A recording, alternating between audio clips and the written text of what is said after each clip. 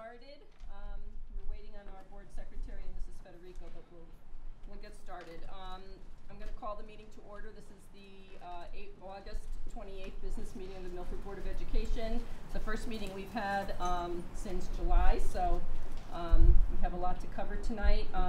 I just wanted, before we stand for the Pledge of Allegiance, I wanted to ask everybody to please, after the pledge, remain standing for a moment of silence for Mike Nelson, who is a beloved physical therapist here in Milford, who devoted 40 years to working with children. Half of those years were here in Milford. So please keep him, his family, and his colleagues who are missing him in your thoughts and prayers over the next few days. And also, please just keep the people in Texas in your good thoughts. It's really a lot of devastation down there. So if we could please stand for the pledge in a moment of silence. I pledge allegiance to the flag of the United States of America and to the republic for which it stands, one nation, under God, indivisible, with liberty and justice for all.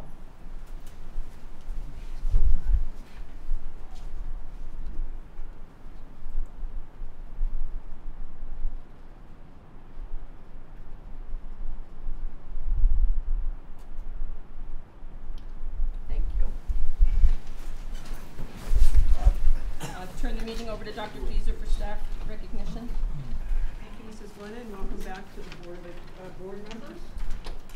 We had a great start today, which I'll fill you in a little bit more about, but it's really delighted that we're underway.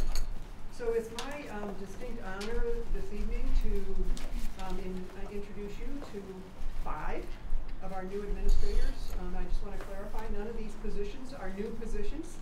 We had 3 retirements, if you remember, in the fall. Sharon Kleshnick, Kathy Williams, and also Pat Drew, all retired, and so we replaced them, and some of them moved from positions within the district to those which opened up other positions, etc. But we're delighted that we have these folks joining us, and so I'm going to introduce each of them. You've already gotten a little bio on each of them, but I'll just refresh your memory just a little.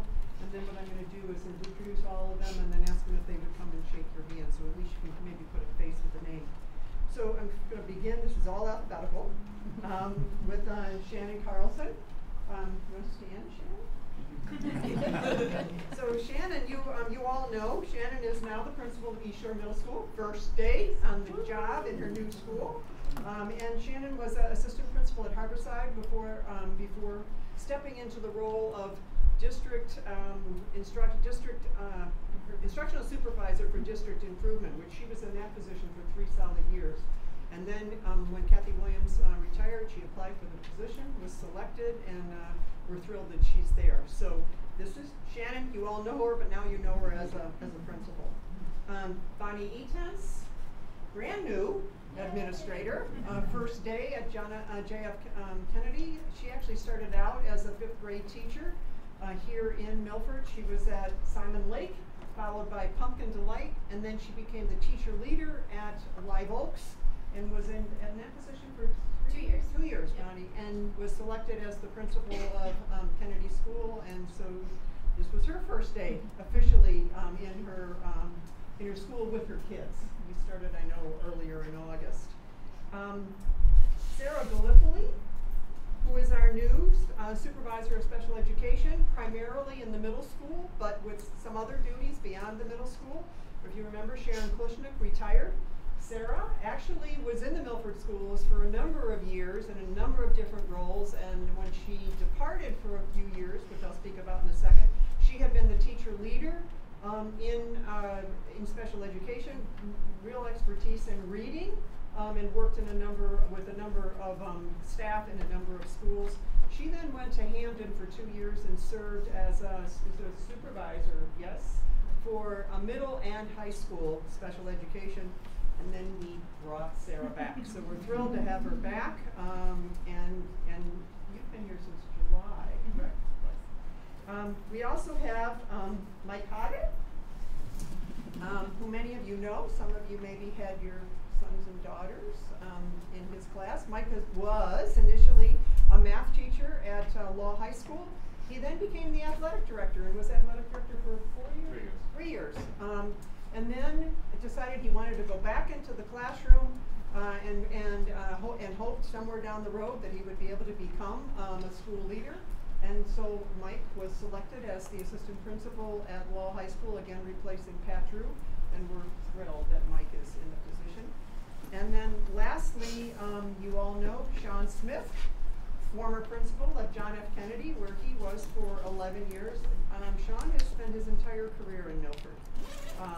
And when the position of instructional supervisor for district improvement opened up because Shannon moved over to East Shore Middle School, Sean applied and was selected for that position, and we're thrilled that Sean is in that role. So some moving within the district, and then bringing Sarah back, and we think we have a great group that, again, these positions were all in place, but they're bringing some new life, new blood, new challenges to me, so that's good stuff.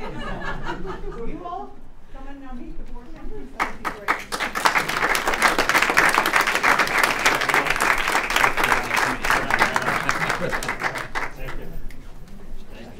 Good luck. Congratulations. Good luck. Good luck. Good luck.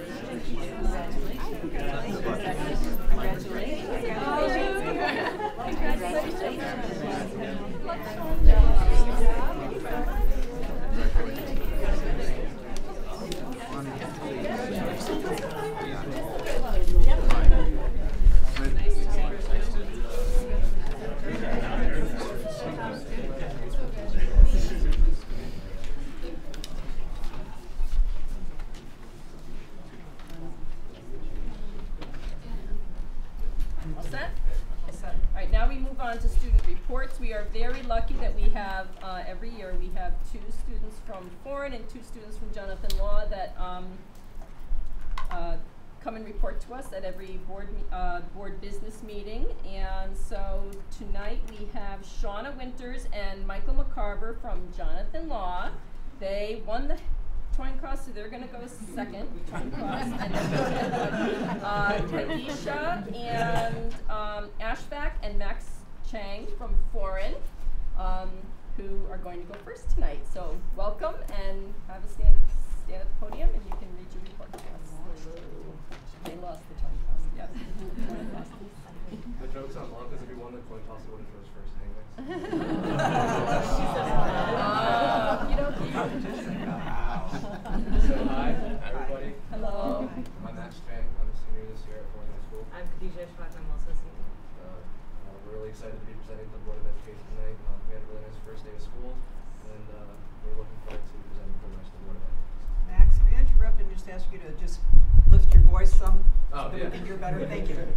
Okay, so on Wednesday, August 23rd of 2017, the Foreign High School Marching Band presented its preview show to a crowd of approximately 200 fans.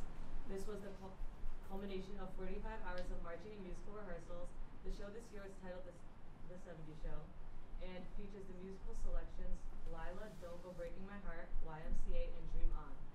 Field leadership is being provided by Senior Band President Nate Garofano and Senior Band Vice President Nick Barrio. The Foreign Band is the largest it has been, with 82 members. We are especially proud to welcome 34 freshmen to the group this year. The band will make its official debut at the football game on September 8th. The Kickstart program for selected incoming freshmen ran from Friday, August 18th to Tuesday, August 22nd. The program was designed for selected incoming freshmen to get a kickstart to their school year by meeting and developing relationships with teachers, upperclassmen students, guidance counselors, administration, and additional support staff and facilities in the building. In addition to meeting these key individuals, the students took a tour of the building, learned firsthand how the rotating schedule works, walked their schedule, learned how to use the printers, and were able to have many of their questions answered about the transition to high school. 9th grade orientation on August 23rd was a success. The Natural Helpers organized the event, which included campus tours, time with school counselors, assistants, opening lockers, and fun bonding activities. Foreign Open House is scheduled for September 12th at 6 o'clock. We are very excited to welcome parents to Foreign to show them all of the tremendous opportunities that our school has to offer. Okay, so we have some news from the guidance department. Our senior postgraduate planning night is on Monday, September 18th from 6:30 to 8 p.m. Counselors will review the college application process and have a panel of current college admission representatives to share tips from their side of the desk and answer questions from attendees. Freshman Parent Orientation Night is on Thursday, September 28th from 6:30 to 8 p.m. Counselors will go over important information for 9th grade parents, including community service, clubs, sports, advanced placement opportunities, and tips for 9th grade success. Current students will be sharing their advice from their perspectives. There are 46 college representatives visits scheduled, with more being added as the school year begins. Scholarships are added to the website as we receive them as well. The Foreign Innovative Thinkers Club is busy preparing for our first pep rally of the year. Pep rallies at Foreign are a fun tradition and provide students another opportunity to show their strong school spirit. Practices have begun for all of our fall sports, and our opening day games are right around the corner. Our football team will be at home on Friday, September 8th at 7 p.m. against Wilberforce High School. Our volleyball team will start their season down in Stanford at the 2nd Annual Stanford Volleyball Festival on September 8th and 9th. Our boys and girls soccer teams open their seasons against Amity and Wilbercross.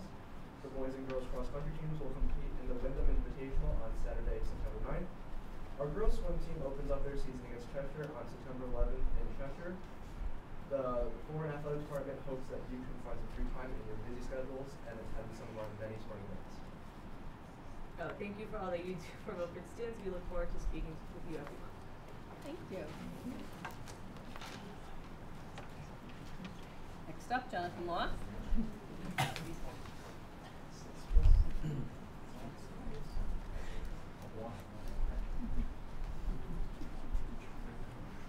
Hi, I'm Shauna Winters. I'm a senior at law. I'm Mike McCardle, also a senior at law. In athletics, fall practice is underway and all the excitement is building up for our sports teams: football, girls and boys soccer, volleyball, girls swimming, and cross country. We invite you all to join us and show your love and pride by coming to our game. Our football season opener is on September 8th against Sheehan High School. Home opener is September 15th against Bethel. All other sports begin the week of September 11th, and law hosts foreign volleyball on September 11th. Alright, in recent activities, band camp had another successful week, and we are now getting ready for our rollout, our new marching band halftime routine. Our Key Club and many other service groups spent the day at the Oyster Fest giving back to our community, and our freshman orientation took place on Friday, August 25th. We had 223 freshmen, plus their parents join us for a welcome lunch donated by our friends at Subway and for a presentation by Mr. Thompson. Students were helped by the Johnson Law Difference Makers, our upperclassmen, as they facilitated group discussions, led tours, reviewed schedules, and while that was going on, Mr. Thompson met with parents. The day ended for everyone at our activity fair, which brought out clubs and teams so that our newest law amazings can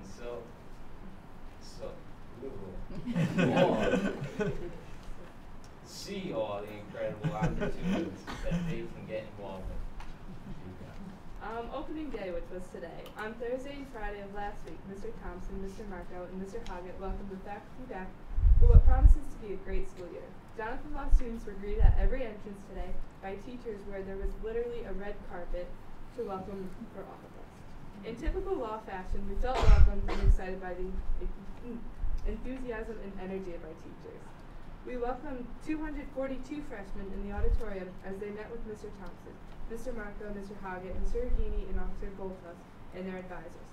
A senior meeting was held, and it was a great kickoff to the upcoming year. Mr. Thompson thanked us for being leaders in the school and for setting the tone and making a difference at our school. We attended our A-Day classes and our advisory meetings, and tomorrow our B-Day will also begin an advisory, and Mr. Thompson will welcome the sophomore and junior classes at their respective meetings. So in upcoming events, on September 6th, our first PTA One Voice meeting will take place in the Media Center at 7 p.m. We have a fundraiser on Saturday, September 9th. Jonathan Law is sponsoring a car wash to raise money for the 9/11 Tribute Center. And also, our back to school night for parents is September 12th, beginning at 6 p.m. Mr. Thompson will hold a meeting for all freshman parents in the auditorium, followed at 6:30, with parents attending all classes on their child's schedule. That's about it. Thank you very much. Where's your car wash? And when? Jewelers. automotive, on Bridgeport Ave. Yep. And When? September 9th, 12 to 2. 12 to 2? All right, great. See you next month. If you guys, if you wish to leave, to go to, well, you probably don't have any homework yet, huh? But you don't have to sit for the whole meeting. You're welcome to depart if you'd like.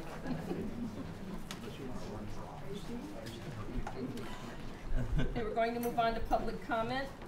I have my public comment statement to read first. Speakers may offer objective comments about school operations and programs. The board encourages speakers not to express personal complaints or defamatory comments about the Milford Board of Education personnel or any person associated with Milford Public Schools. Security issues and matters relating to negotiations and grievances will not be permitted. Consistent with the principles of the Federal Education Right to Privacy Act, discussion of students is prohibited absent parental waiver. Please be advised that our meetings are televised live on Channel 78 on Cablevision.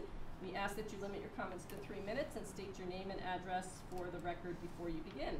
So is there anybody who would like to address the board this evening?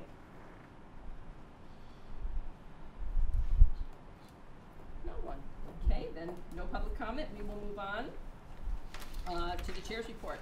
I just want to remind the board that on September 18th, we are having a workshop on developing targets for the priorities and goals. And we are back to our regular schedule now of our business meeting on the second Monday and our committee of the whole meeting on the fourth Monday of each month. Just a reminder that we don't have December, June, July, August, we don't have a committee of the whole meeting. The convocation was a great success. I attended and spoke, gave some opening remarks on behalf of the board. I think Dr. Fuser is going to talk a little bit about the first day of school. So are there any liaison reports at this time? Yes, Dr. Gregory. On this past Tuesday, the Milford Education Foundation had an event with teachers that went extremely well. Annalise Spaziano and Jennifer Ju planned and conducted an engaging event, and the Milford Education Foundation is interested in ways to sustain and support and grow this mindfulness type event. So the event was on mindfulness. Okay, any other liaison reports? The building committee met, but since we're having an update, I'll okay. let that go. All right, thank you. Any other liaison reports? Nothing from ACES yet? No.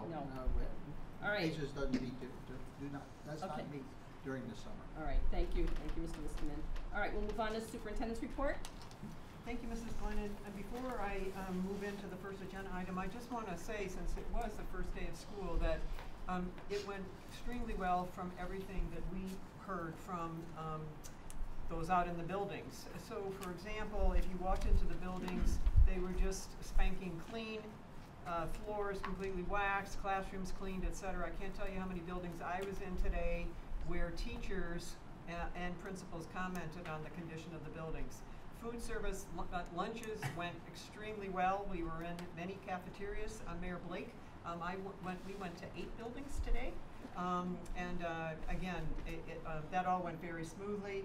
We had the new start times today for the middle school and the elementary schools. They went on without a hitch, as well as the dismissals.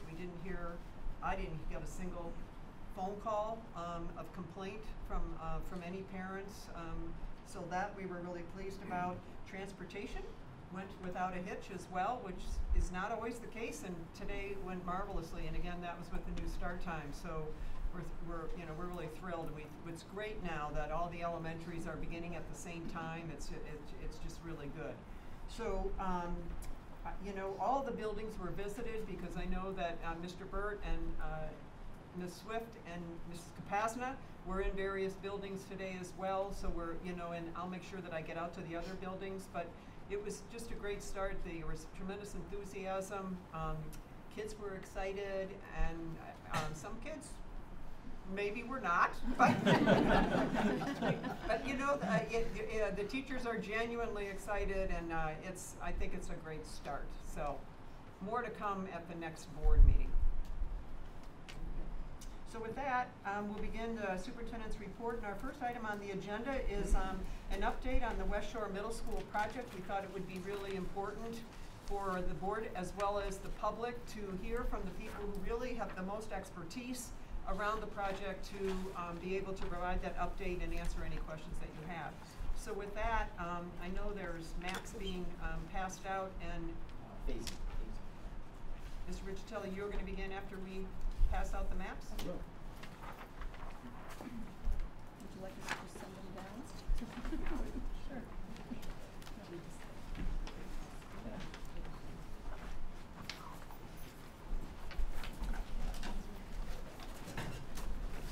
Not that we can see what's up there. I can't. Thank you, Mr. Thompson.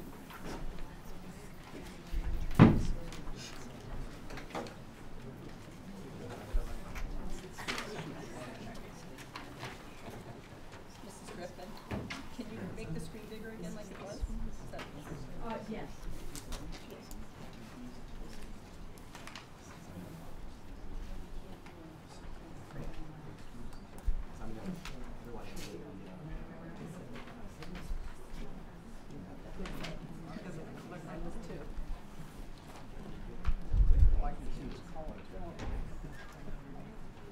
Okay, so thank you, Dr. Fieser, Mrs. Glenn, and members of the board. As you know, we have a major renovation and expansion project ongoing at West Shore Middle School. So we wanted to bring you up to date as to where we are. As you know, and we'll talk about this further, the decision that was made to delay the start of school at West Shore until Thursday of this week. So they're going to be starting 3 days late, but we'll get into the decision-making process and how we came to that conclusion, and give you a little bit of background of where we are now and where we'll be going over the next few weeks, months, and till the end of the project. With me tonight, I want to introduce our team. From the Permanent School Facilities Building Committee is Matt Woods, the chairman. You all know Matt. From the architectural firm Silver Petroselli is Bill Silver, who's here. The general contractor on the job is LaRosa, and Jim LaRosa, the president of LaRosa Construction, is here tonight. And of course, you know our principal and assistant principal, Paul Cavana and Ken Hayes. So we're gonna give you some of the details briefly, and then everyone is here to answer any questions that you have. And so, just to refresh your memory, I know you know this, but the expansion project is a $19.5 million project. It includes, and it's going to be absolutely tremendous when it's done, but it includes a dedicated music and chorus area, an expansion of the gym with an enhanced stage area, which West Shore doesn't have up until now. A complete overhaul of the media center, which will be the hub of the learning and the education at West Shore. All new lavatories, very important. Enhanced science classrooms with lab facilities, renovated front office, all new windows and roof, and general improvements, upgrades, and code compliance throughout the building. In addition to turnaround areas and traffic pattern improvements and security enhancements are going into the building. So it's a huge project. It was always anticipated that this project would span two school years, not 2 full school years, but would go over 2 school years. Similar to all of our projects in Milford, and Matt Woods will talk a little bit more about that, how in the past how we've handled these kinds of projects. The project, we began, the Board of Aldermen approved funding for the design and plan back in January of 2015. The building committee, and as you know from what we talked about, the capital improvement plan, projects that receive state reimbursement are handled by a committee that the Board of Aldermen designates, and that's the Permanent School Facilities Building Committee. They take the project from start to finish, and then they turn it back to the Board of Education for our use. You have 2 representatives on the Permanent School Facilities Building Committee, Mrs. Federico and Mrs. Krasinski, who attend all the meetings and bring back to you what's going on at the meetings. So the planning and design phase of the project took place much throughout the 2015-2016 school year. Bidding took place in the fall of 2016, last fall, and the project was fully funded by the Board of Aldermen this past January. After the bids were opened, Permanent Schools Facilities Building Committee went through those, through the bids thoroughly, and awarded the project to the ROSA Construction. And that took place in around February or March this past year, of this year, 2017. And so the project started officially in March while school was in session. Obviously not too many things can get done, but internal work was being done while the students were in school. And I have to emphasize that throughout this process, it's planned for what in the industry is called phasing, but it's when you do construction when children are in school, which is very common. There's certain things that have to be done. There has to be cutoffs so the students can't walk into the construction areas and things like that. Noise, things that are going to be noisy are not done during the school day, things like that.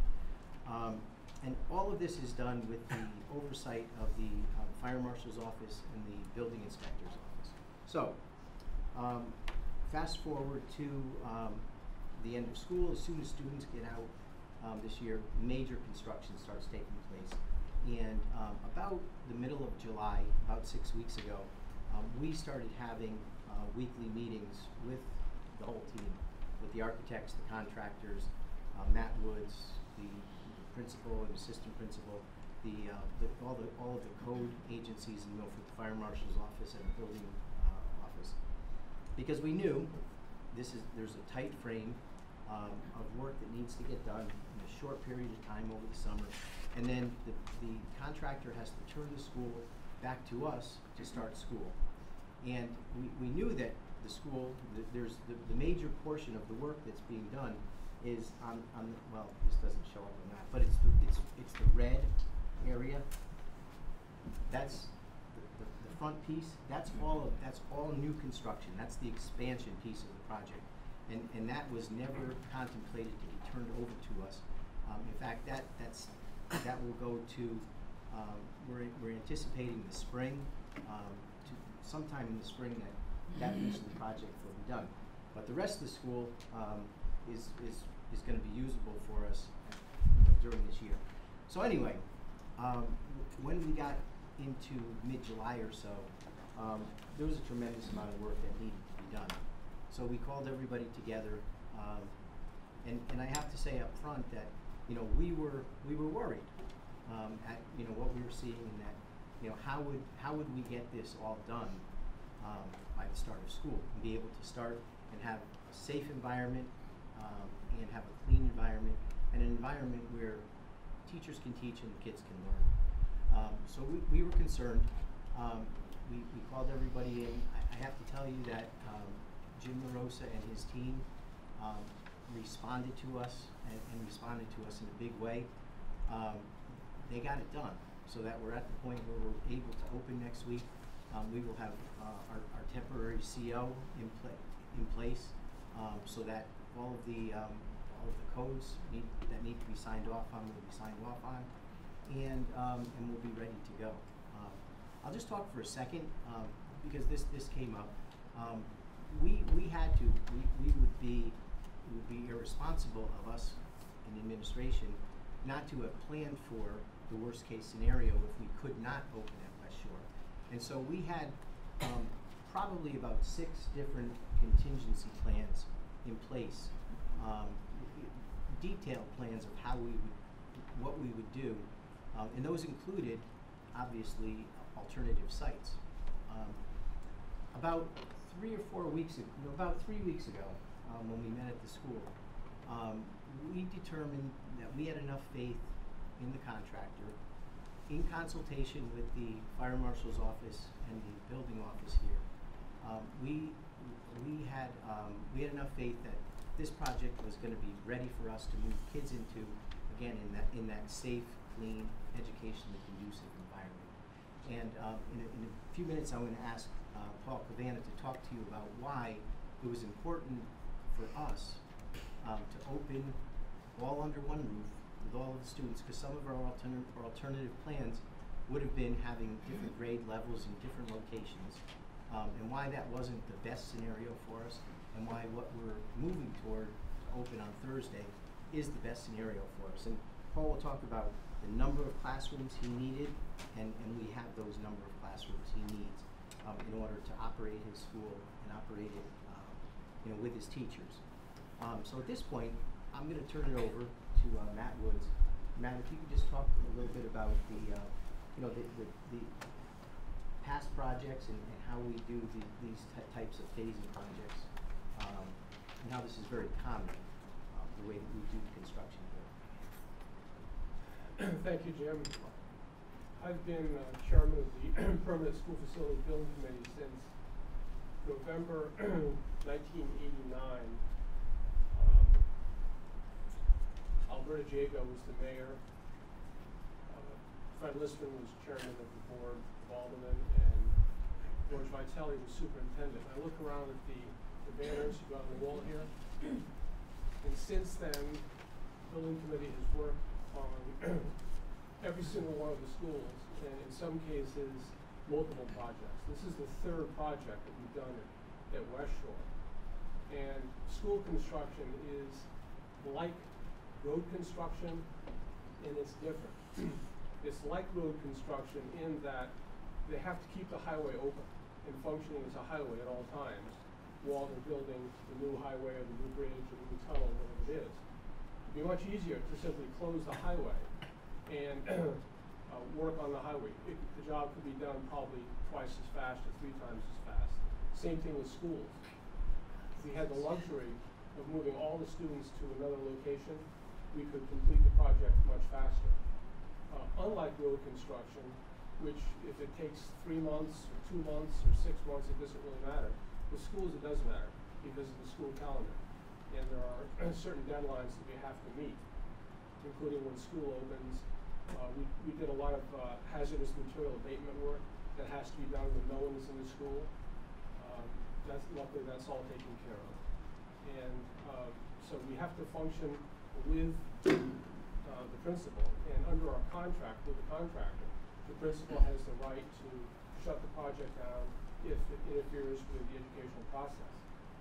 It's happened, I think, once at East Shore with roofing, if the smell starts interfering with students. So far, since the bulk of the work started after school got out, we haven't had that problem.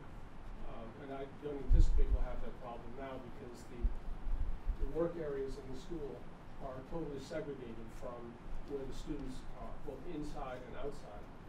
So what we're hoping is that you see the areas in purple. Those are basically been turned over. The 25 classrooms have been cleaned and turned over to the teachers. There are 12 classrooms in the 2-story addition, and you can't see the second floor, where we ran into a problem that set us back. That I don't know if anyone's seen the school, but there is Tyvek and plywood and whatever all on one wall, because we're going to have to go back to those areas once the 5 sort of light brown classrooms next to the media center finished. Those will be our swing spaces, so we can move students from the 1st and 2nd floor classrooms on the east wing into the swing classrooms while we complete the window replacement on those classrooms. But I want to emphasize that the classrooms are code compliant, they're safe. They don't look all that good, but we're just going to have to put up with that for another few weeks. So we anticipate that the administrative office addition will be done the first week in October. The media center will be functioning by the end of October. Of course, as Jim said, the gym stage, the music wing will be completed starting after December. The computer room, art room, and those areas will be done in March or early April. The staging in the outfield and the baseball field will be done in the spring, and then the plywood windows on both floors will be finished shortly. When we awarded the contract to La Rosa, along with the other bidders, they estimated it was a 600-day project. we expect at this point the project to be done probably by the late spring, maybe 60 or 70 days early. Although there are always punch list items that take weeks or months to completely finish, so the job is 100%. And if anyone has any questions, I'd be happy to try to answer. Okay, I'm going to, at this point, I'm going to, if you don't mind. Go ahead. Well, I had a simple question. This says turnover of the area 115. And you're talking about it being completed in the spring. Which area are you talking about? The area in orange. Red. Red. Reddish orange. Gym and music. Gym and music. Jim, maybe Jim LaRosa can give us the time frame. The area I'm referring to in the spring is the 2 art rooms. Basically right here, these 2 rooms here. Okay. Once we turn over this area, we then need to take swing space and move them somewhere else, and then do that work once we turn over this area. So the gym area, the band rooms, music rooms, that's all scheduled for January. But then there's miscellaneous work like the computer room over here, right over here. The computer room over there needs work, and the 2 art rooms need work as well, but we have to swing. But right now, this purple is to show that they're active today for students. If I could, let me just talk about the colors and the drawings a little bit, if I could, and then I want Paul Havana to talk about how we're going to make this happen. And so all of the purple and all of the green on the first and second floor have been turned over to us. All of them have been cleaned by Pat Bradbury and his crews, who have just been phenomenal. I mean, they've worked, I can't tell you how many hours, Saturdays, Sundays, to get these areas ready for the kids to come in. When we were there this morning, Dr. Fieser, Mayor Blake, myself, Matt Woods, Pat Bradbury, walked the school, and teachers were there. Paul can talk about the excitement, and the energy that's taking place, but teachers are setting up their classrooms. They're happy to be there. The IT department was there today, setting up all of the technology that needs to take place. All of the code work, such as fire alarms, all of the wiring and everything is complete. It's been accepted by the fire department, and so we're ready to go. We're excited about bringing all the kids in. As you know, you're taking a tour of the building tomorrow night. For anyone who's interested, that's at 6 o'clock. And then the students and their families have been invited to a sneak peek or an open house on Wednesday night. And these 6th graders, I think, are 5:30 to 7. 5:30 to 6:30. 5:30 to 6:30, and the 7th and 8th graders 7:30 to 6:30 to 7:30. So we're ready to go. I'm gonna, if I can, turn it over to Paul at this point. He's going to talk about why it was important for him. He knows his families, he knows his staff, why it was important to open all under one roof, and even if it was delayed a few days, that we're ready to go. And first of all, good evening. We are so excited to welcome our students back on Thursday.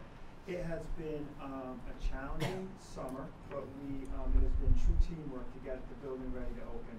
And I had the opportunity, before I start, just to thank Dr. Fieser, Mr. Riccitelli, Mr. Burt, Pat Bradbury, Matt Wood, the LaRosa Building Group, and Silver Petroselli. It's been a true team effort. And that includes the members from the police department, the fire department, and the building departments within town to just come together to get this project ready for school to start on Thursday. It is going to be a beautiful facility. But if you live through construction, you live through challenges. When I started our professional learning on Thursday, we had a theme for this year. The theme is, we always say West is best, but together we can accomplish great things. And we started with a quote from General Patton that says, "Pressure makes diamonds." And that's the true essence of this project. There's going to be pressure throughout this whole project. There's going to be pressure of moving classrooms, pressure of dealing with construction, pressure with having to maybe open later. But the final product will be a diamond that's absolutely beautiful. But the key is West Shore needs to stay together. If we are at different locations, then we had to split administration, nursing staff, we had to split teachers between different locations, just wouldn't work. Our community is strong because we're strong together, and that was a priority of mine. West Shore is not just a building, it's not just a facility, it's in the heart and soul of the teachers, parents, and students that make up our school. And my teachers will deliver on Thursday, regardless of the challenges that they will face. They will bring their heart and soul to every class, to every classroom and their instruction for their kids. And kids are almost sometimes better than dealing with adults or dealing with adversity. But this is lessons that we have to learn. When you deal with a challenge, you have to come together as a school community. You can't point fingers. You can't run the other way. You have to take what's available, make the best of the situation, and learning will occur. And I guarantee that. The teachers were in the building today. It was great. The PTA, which I want to thank, sponsored a Subway lunch for them. They were happy. They were setting their rooms up. They were excited. And they're just ready to get school underway. We are ready to welcome our kids back to West Shore. So that's just kind of an overview of some of our professional learning and my mindset going into the project. But I'm here to take any questions or concerns you might have. Paul, talk about the number of classrooms you needed, how you came to that, and what, I mean, we have the number of classrooms Yep. that you needed. Just tell us how you're going to do that. Sure. So Mr. Hayes and myself, we ran different scenarios of scheduling to see, what is the number of classrooms we need to open the building. And it was 25. And 25 is the max number of space being utilized at any given time during the schedule. So with the upstairs of the building, which It's off the map, actually. but if you see the purple from the green all the way to the purples are downstairs floor, and the upstairs maps it, gives us the 25. The challenge is some of the music classrooms are going to share space within the cafeteria, but with the swing space opening up rather quickly, we're going to be able to move them into a location as soon as possible.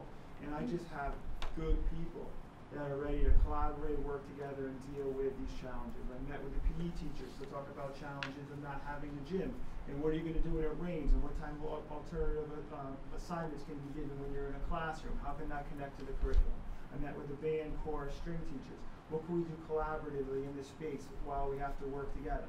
And everyone has been so eager to be selfless and not complain and work together for what's best for the kids. So I'm truly blessed to be the principal of the school with a staff that is going to be able to overcome this and make sure our kids get educated. Just a couple of things I want to close with, and then we'll open it up to questions. We lived through the East Shore construction, and prior to that, we lived through the construction at Foreign High School, Jonathan Law High School. These having kids in the school while construction is going on is planned for. That's part of the projects, and this project very much parallels East Shore 3 years ago, I can tell you from experience and living through it, this transition into bringing kids back has gone much more smoothly here at West Shore than it did back at East Shore, and East Shore went off without a hitch. The kids adjusted amazingly well. The teachers rose to the occasion, and that project was completed, and now it's a beautiful facility that we have, and that's what we're going to have here at West Shore. And I'll just close with this. I actually talked to 2 teachers this morning, and I talked to one student whose parent is in the school. Parent works here in Parsons, and was here today because he wasn't in school.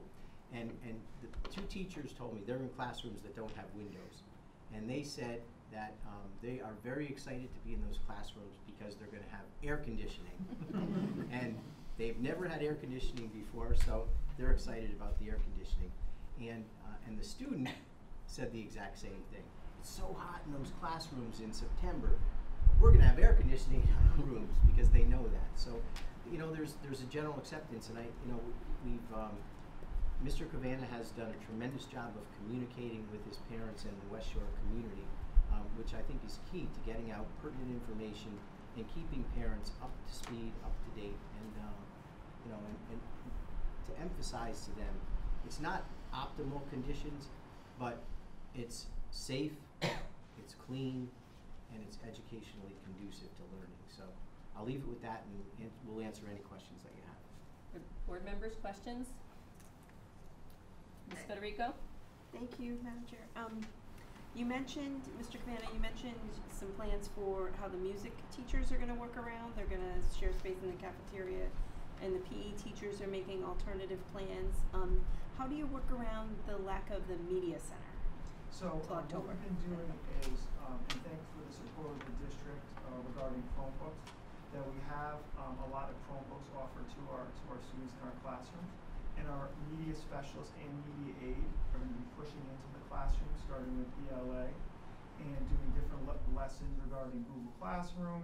Our media specialist is trained as a Google Ninja, and having students have access to these to this type of technology during the lesson. So it's a good opportunity to really to jump into new learning that's technology based. Now that we have the resources to support it.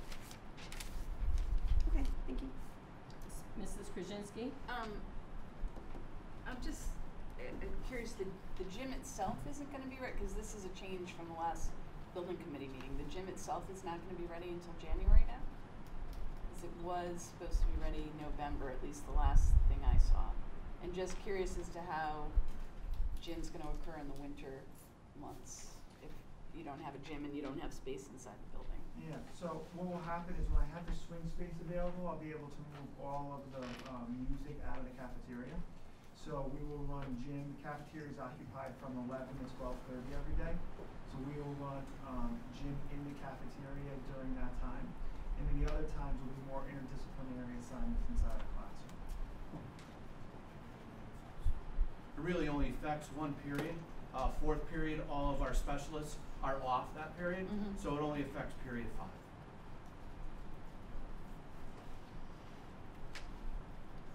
Other questions? You have a question, Mr. Jagosinski? Yeah, I have a hard time really understanding what's going on here because on one sense, you know, everything's going great. And I have no question that Mr. Cabana and the staff over there is going to do a fantastic job and, you know, the kids are going to do terrific. But it also appears that we're dealing with a project that's constantly slipping. And is my impression correct that this project is constantly slipping? If I could answer that first, and then maybe Jim or Bill can chime in.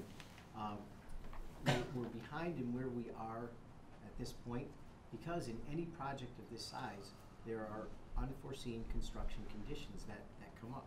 And they did.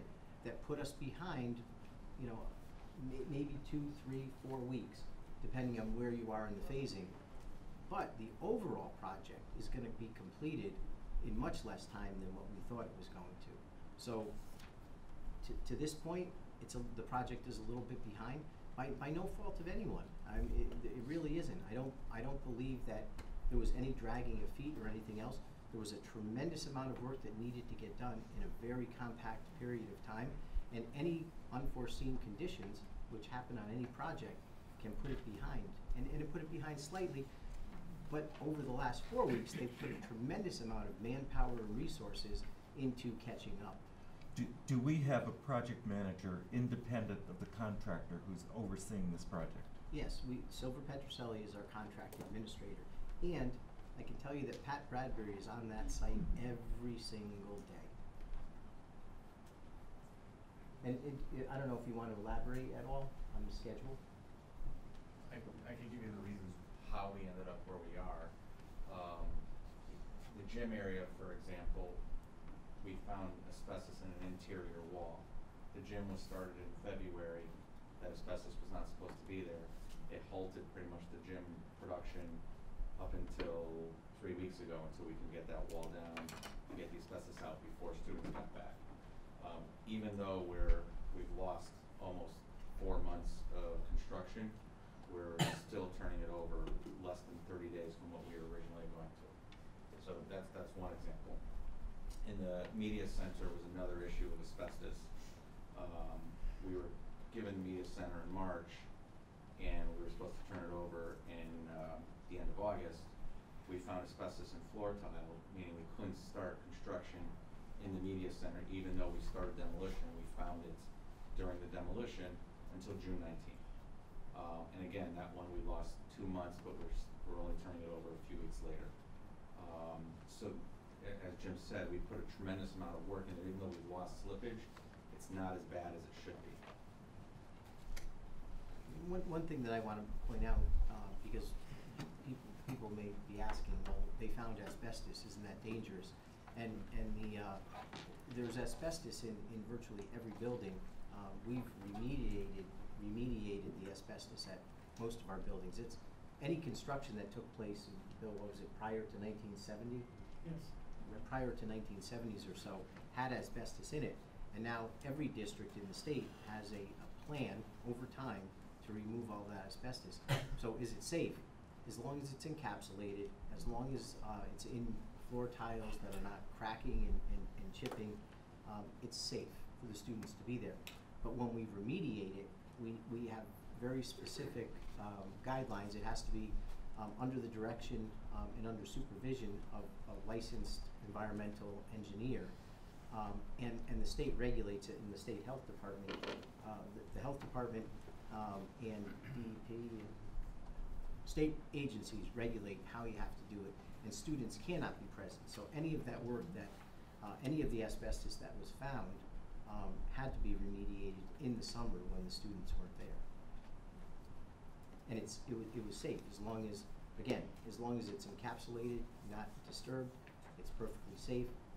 But when you do construction, you remove it. I would also Dr. remind, Greg- oh, excuse me, sorry. I was gonna remind the board, and I'm not sure if all the board members were in your seats at the time, but when we opened East Shore, the cafeteria was closed. And the cafeteria was closed for 3 solid months. The cafeteria did not open until Thanksgiving. Kids ate lunches in their classrooms. Food service made it work. You didn't have a kitchen. But school went on, you know, and that wasn't planned. Correct me if I'm wrong, Mr. Bradbury, we didn't plan that. But there was problems when they, you know, started to gut the kitchen, if I remember correctly, major issues with that. But we made it work. So, you know, it looks like we're sliding, to use your term, but it's, I mean, how many of you have been involved in construction in your own homes and you start a project and then there's problems that have to be addressed that you didn't anticipate? And we're dealing with older buildings, which contributes to it as well. Dr. Gregory? Can someone speak to the shift in date for the gymnasium from November to January? Yeah, I think Jim LaRosa just did, but that the change in date was it was originally planned for maybe November, but when asbestos was found in the gym, they had to stop construction on that until the students were out of school. So a number of weeks or months even where no construction could go on until that asbestos was remediated or abated. And so that period of time was lost in the construction of So the the gym. original plan was for it to not be open at the start of school? Correct.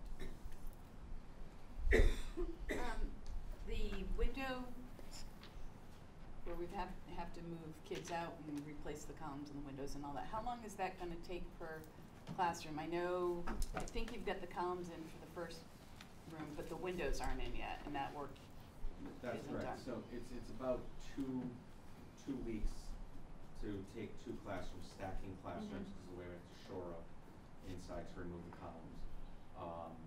We have all the steel from when we found the issue to when we got a design. We had to make all the steel. All the steel's on site now, so that's why the first 2 classrooms was our, let's see how we can get in there and do it and still get it open. Well, actually one's in the admin area too, the second floor, and the first floor of the classroom.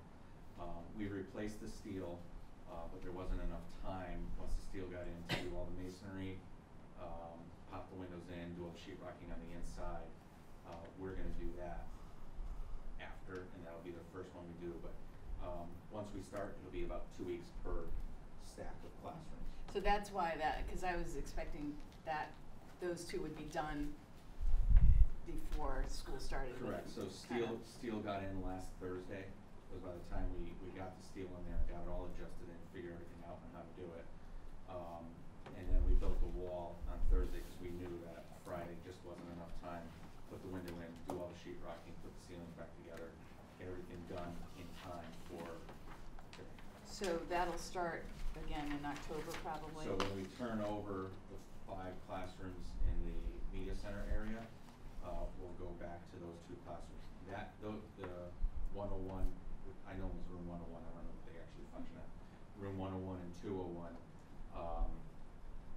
there's probably only like 3 days left of work in there to bring it back to use. So it'll be 3 days there, and then what we might do is come in on a weekend and hit it on a weekend, so that way we don't interrupt any of the teachers or any of the classrooms at that time. Other questions, Mr. Whiskeyman? In all the time I've served on the board, in almost every project that we've done, we've run into asbestos. And sometimes it was known, and in this case it apparently wasn't known or planned on. You didn't know it was there, or you would have done a different project plan. I just wish to express the hope that we are close to being finished with our abatement issues. This school is done. Yeah.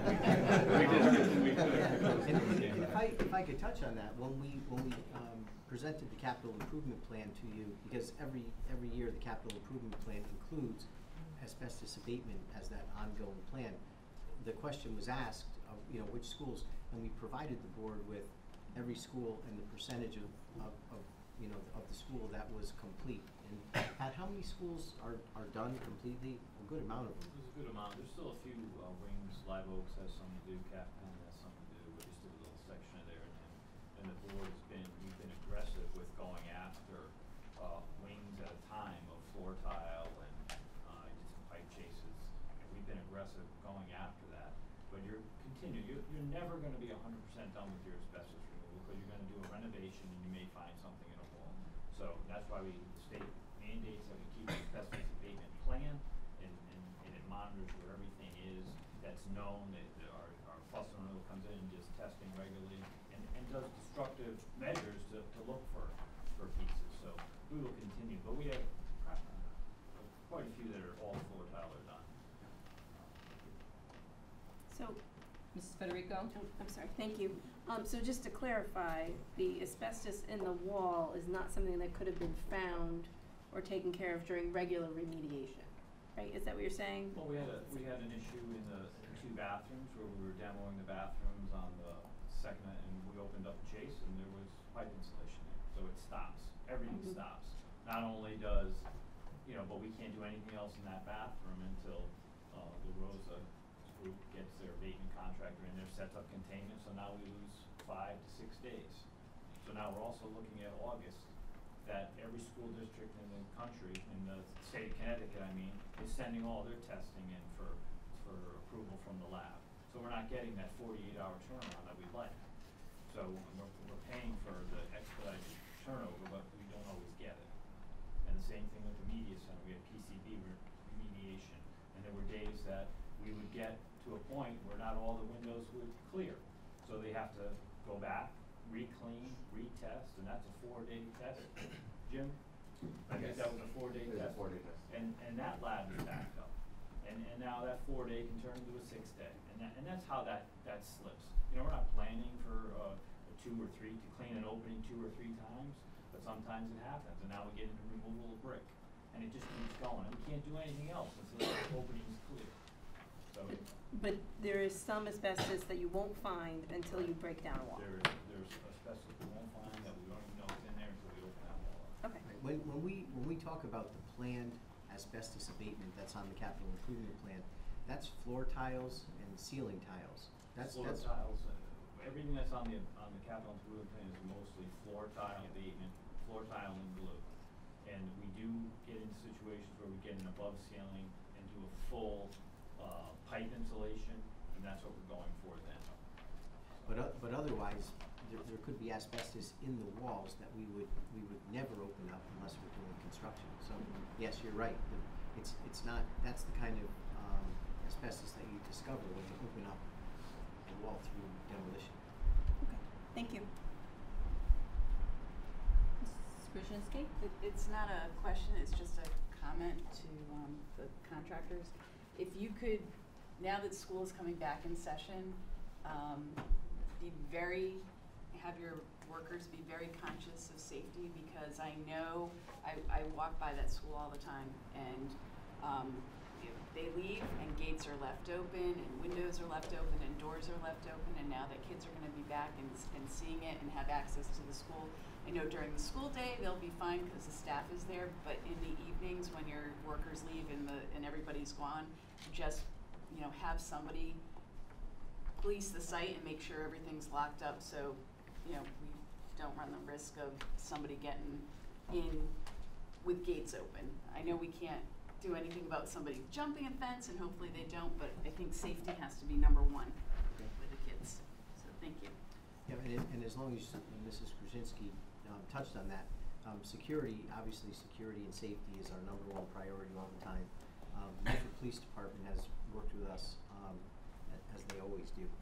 They're tremendous, and you know, they've gone through the school to make sure that first of all, traffic patterns and things are safe for kids to get in and out of the school, and also they've looked at the areas of construction, how they're shut off, and how those will be isolated from the school, which is in basic lockdown from the rest of the school.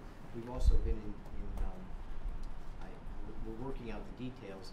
As you know, the SRO at West Shore, at all three of the middle schools, shares their time with other middle schools or the academy. We're working on a plan where the SRO will be able to spend the entire day at West Shore, and then the police department will backfill for an SRO to be, the other period of time at the academy. So it's just that added level of protection. But greeter will be at the front door. The front door buzzers will be in operation. Again, these are all the things that we take into consideration when we're planning for a project that's going to have construction on the site.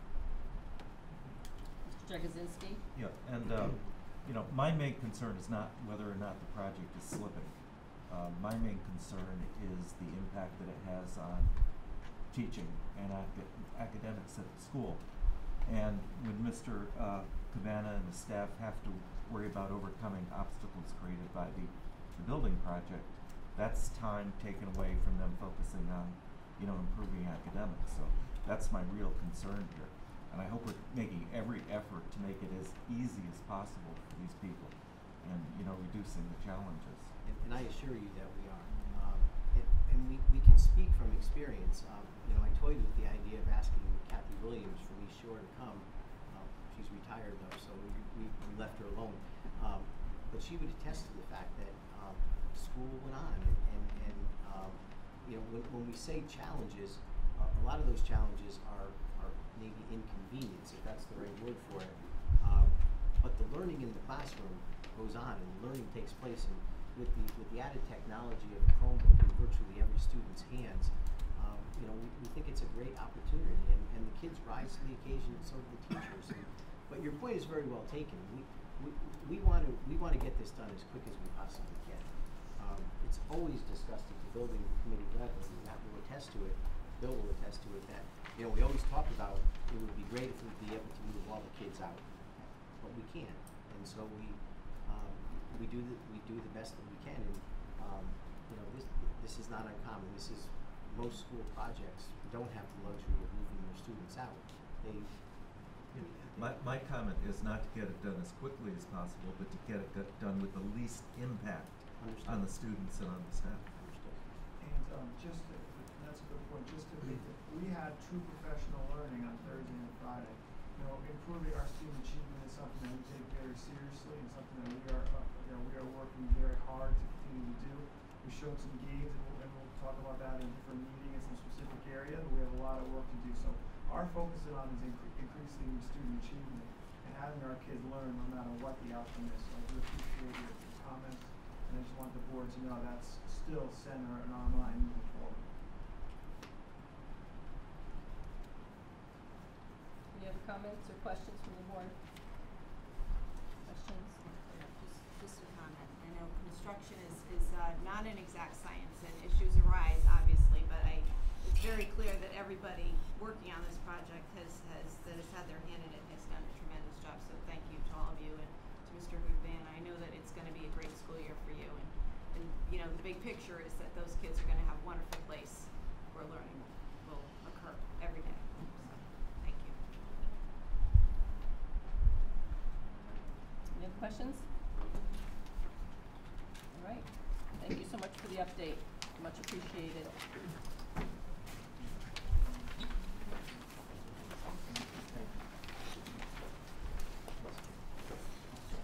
The next item on the agenda is an amendment to the capital improvement plan regarding the Thorne High School planetarium. And Mr. Riccitelli and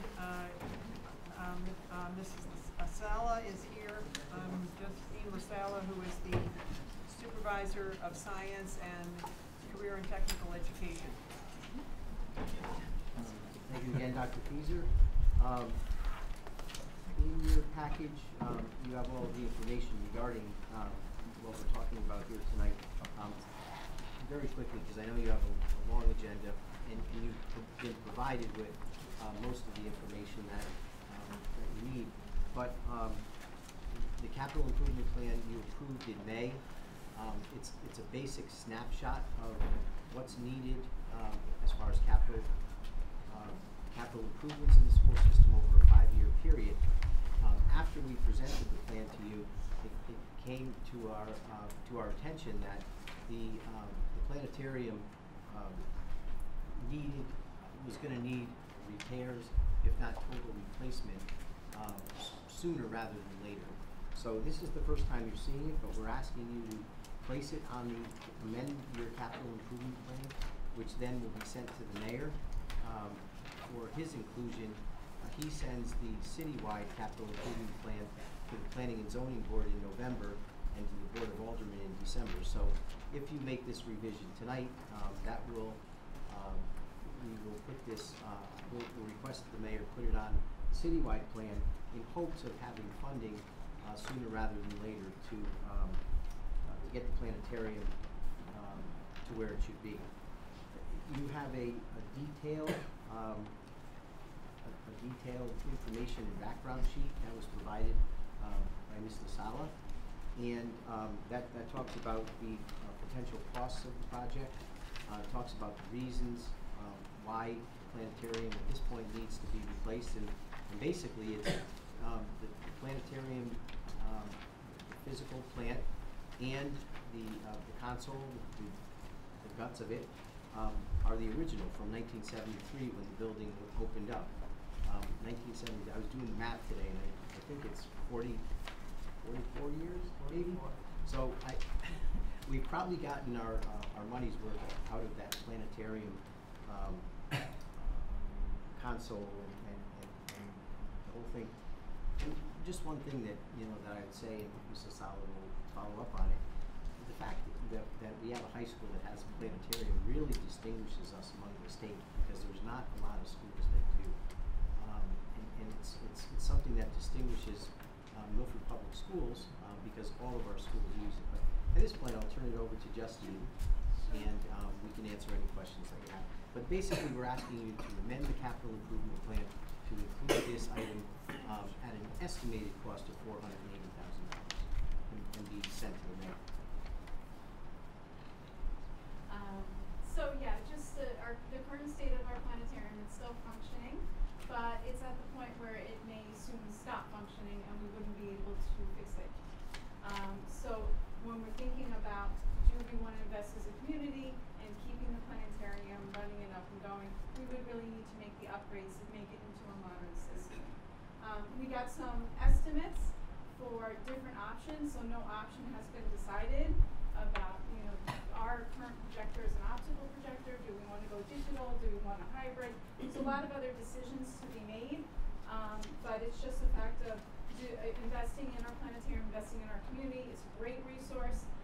It's a scarce resource these days, but I'm here for any questions if you have any questions for me. Mrs. Krasinski? I think maybe you just answered it, because I was looking at the 3 options and thinking a like-new system, which I would assume, or shouldn't assume anything, but I'm guessing is like a refurbished system. No, a like-new system would be a brand new optical projector like we have. But but now modern planetarium systems are incorporating a digital component, which just makes them more dynamic.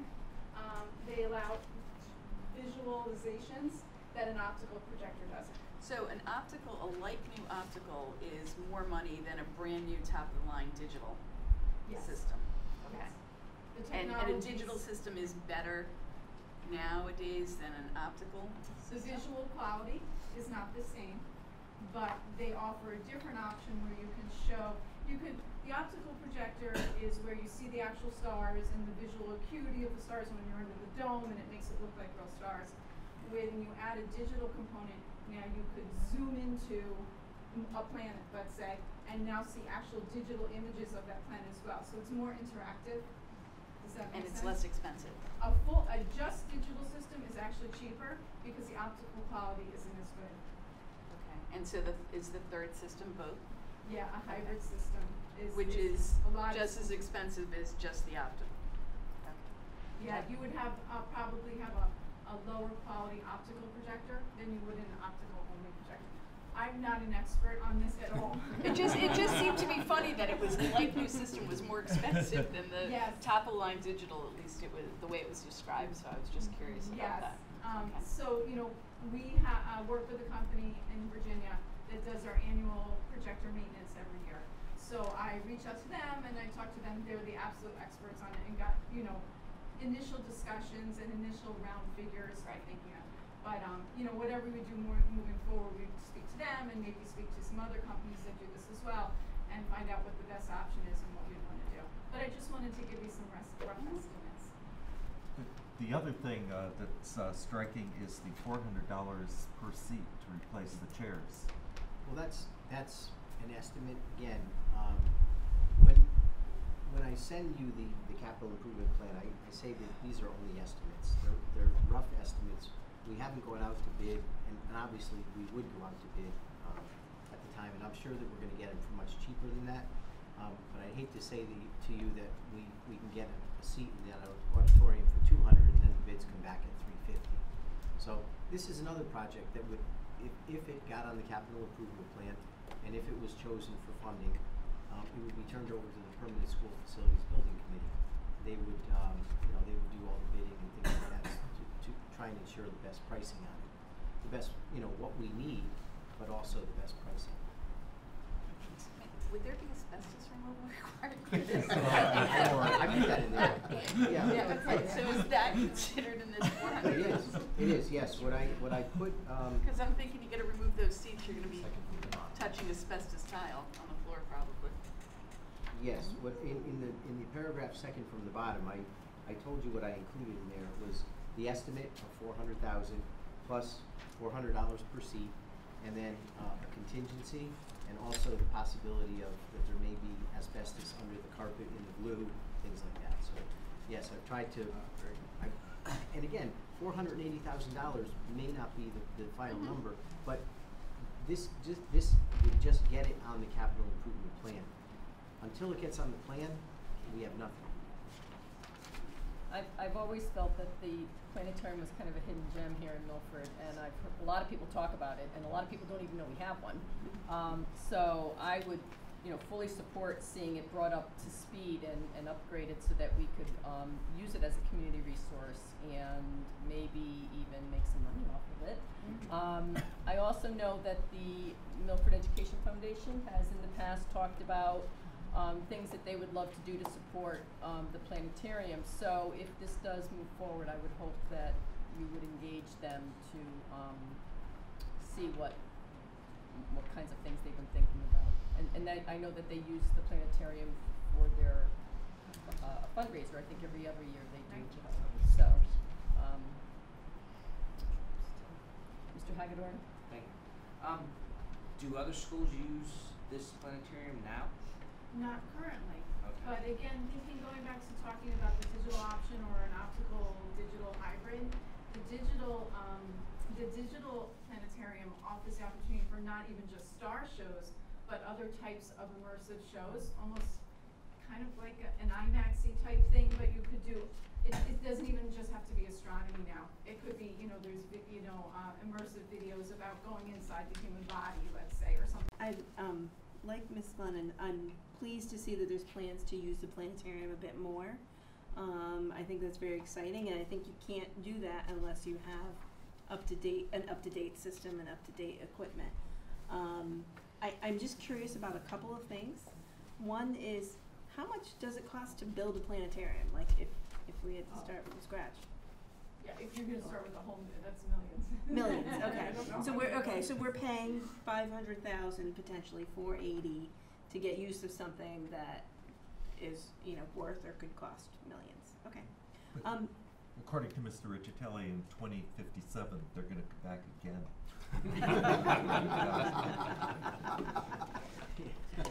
Well, that makes sense. Okay. My second question is, and I'm just curious, so normally we plan the capital improvement plan out for like 5 years. Just curious, how come this was never on before? Just slipped under the radar, or? I think it was under the radar. I think that it was continued to be Band-Aid, but I think it was, it finally got to the point where we said we just can't Band-Aid it anymore. It rose to the level of the capital improvement plan. I would add to just probably about a year and a half ago, the company that does the regular maintenance, they said, you really need to start thinking about what you're going to do, because the actual optical projector is still functioning great. It's the console, it's the electronics that runs the system, and the company that originally manufactured that system doesn't exist anymore. So any fixes that they've had to do, they basically try to find old parts from old consoles, but they're really, it was getting the feeling that there could be something that's gonna happen that we're not gonna be able to find the parts for.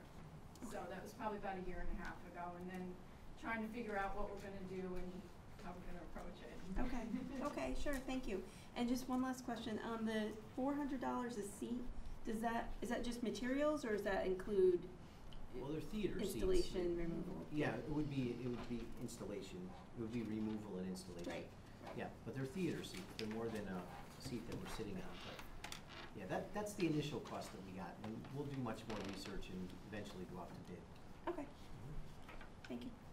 Dr. Gregory. So my perspective is having taught in that room as a first-year teacher, which is challenging.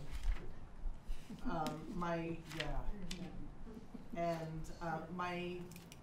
suggestion is that when this is conceived, include some sort of monitoring. So as you're bringing in different classes and different teachers who may not be used to teaching in the round, there's extra support for them for management. Are you suggesting something about our students? No, I'm suggesting something about new teachers. Yeah, so the current seats, they're permanently reclined almost, whereas you'd want to have seats that can recline and come up so that you can actually face forward and face your teacher during intern. Okay, any other questions? All right, seeing none, I think we have a motion to amend our capital improvement. I'd like to make a motion that the Board of Education approves the revised 2017 through 2022 capital improvement plan by adding the Joseph A. Foreign High School Planetarium upgrade project to the plan and forwarding the plan to the mayor for consideration and funding. Is there a second? Second. Ms. Federico has seconded. Is there any further discussion on this? Okay, seeing none, all in favor? Aye. Any opposed? Motion carries unanimously. Thank you. Thank you. The next item on the agenda is the post-graduation plans for the class of 2017. This is an annual report, and I'm going to turn it over to Mr. Burt. All right, thank you very much. I believe we have copies that are coming around.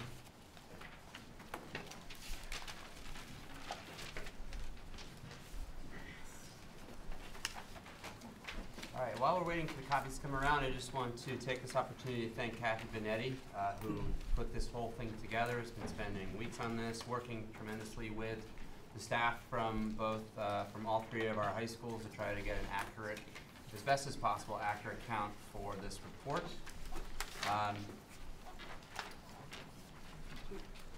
And a couple of things to note. One of the things that we have to point out is that we're using a graduation, the number of graduates is really based on the number of students that got diplomas, which is not going to be the same as the Connecticut State Department of Education's graduation rate.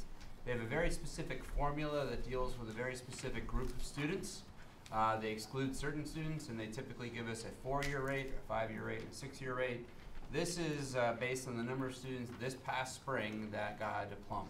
So what are those students doing once they leave us in June? So that's some of the qualifiers on that. I also have Mr. Thompson, Mr. Berkowitz here if you have any specific questions. Unfortunately, Mrs. Cianti couldn't join us tonight. She had a conflict. So the first table, this is specifically on our student acceptance rates to 2- and 4-year colleges. You can see we have a 5-year look back here. And just to walk you through, if you go to the bottom of the table, that's this previous school year, 2016-17. And again, the number of graduates there. And then the next column over, this number of students accepted for a 4-year or 2-year college. And then that translates into those percentages, and then an overall percentage in the last column. So I'll give you a few seconds to take a look at this table. I know you just received this.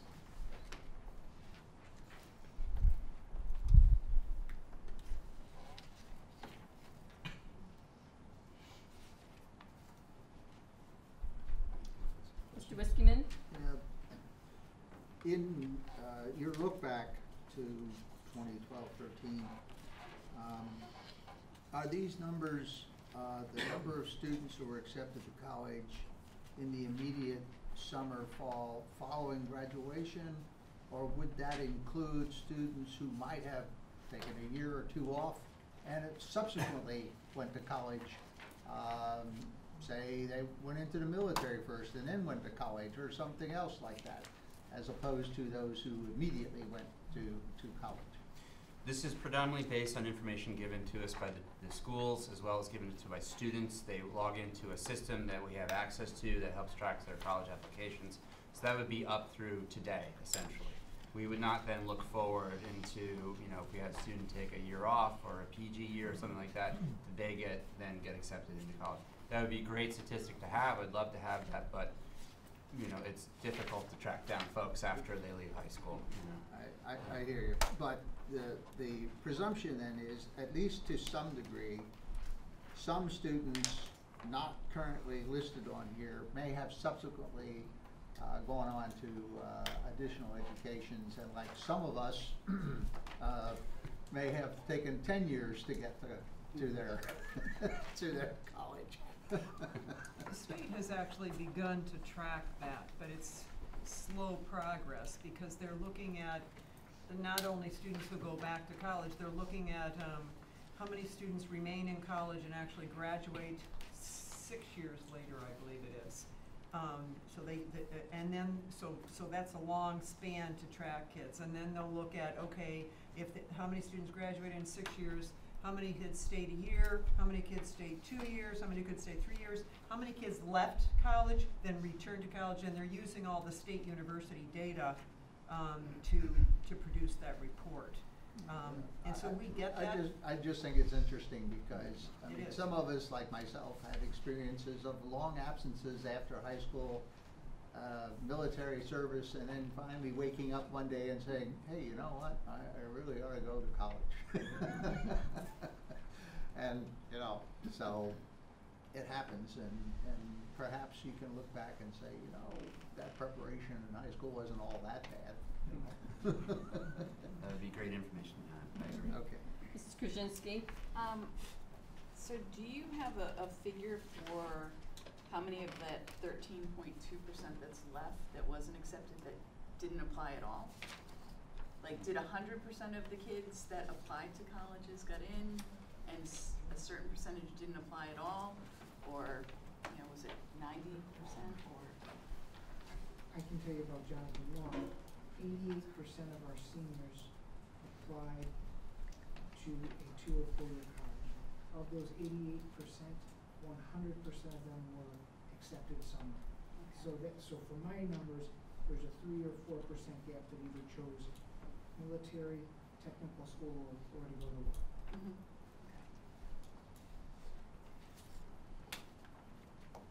questions on this top table? Okay, so then the next table will get more specific. This is something that's been reported for a number of years. This is the top tier selection from colleges, and the definition of that, as you can see in the third sentence there, is top tier colleges are defined as most difficult or very difficult entrance criteria according to the Peterson's College Guide.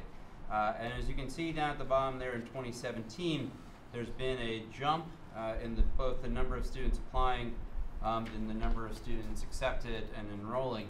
We would be very interested in watching this over the next few years to see if this was an anomaly or if we continue down this trend. Anyone has any questions on that table? So have you been able to attribute that jump to anything? Personally, no, but I do have our two principals here. I'm sorry? What was the question? Did you notice anything over the course of the past few years with this particular graduating class that might contribute to this jump in the number? I think every year we work very hard, especially our guidance department, our college and career aid, obviously teachers, administrators, to try to push students to challenge themselves to apply to more of these types of schools, the top tier schools. Sometimes they're accepted in the top tier schools, but they don't go for a variety of reasons. Sometimes it's financial, and sometimes something else is going on where they just decide to go to another school. So and some classes are a little bit more. They achieve at a higher level academically, and sometimes you'll see that in the acceptance rates.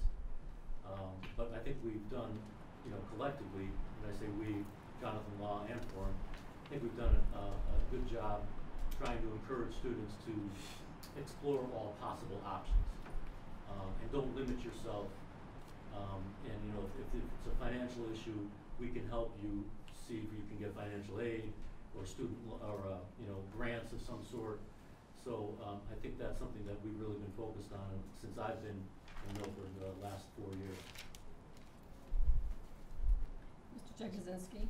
Because of the small number of students involved, we're talking about 39 students who enrolled in top-tier colleges, it might be interesting to follow up after a year and find out how many of those students are still going to that school in the sophomore year, because most of the dropout tends to be in the freshman year. The one thing that we want to avoid is getting kids in top-tier schools and then finding out that they can't, make it in that school. So I understand the difficulty of figuring out if they graduate. That's virtually impossible, but it's a relatively small number, and it would be interesting to know how that's turning out. It's a great idea. Any other questions? Okay, the next page. I'm sorry, was there a question? Just if I may. Yes, Mr. Wiskiman. Has the identification of what you classify as top-tier colleges changed over time? Some adding, some dropping in terms of what you would classify as, quote, top tier? Luckily, I don't have to identify them. We have these books that you can get that identify the top tier.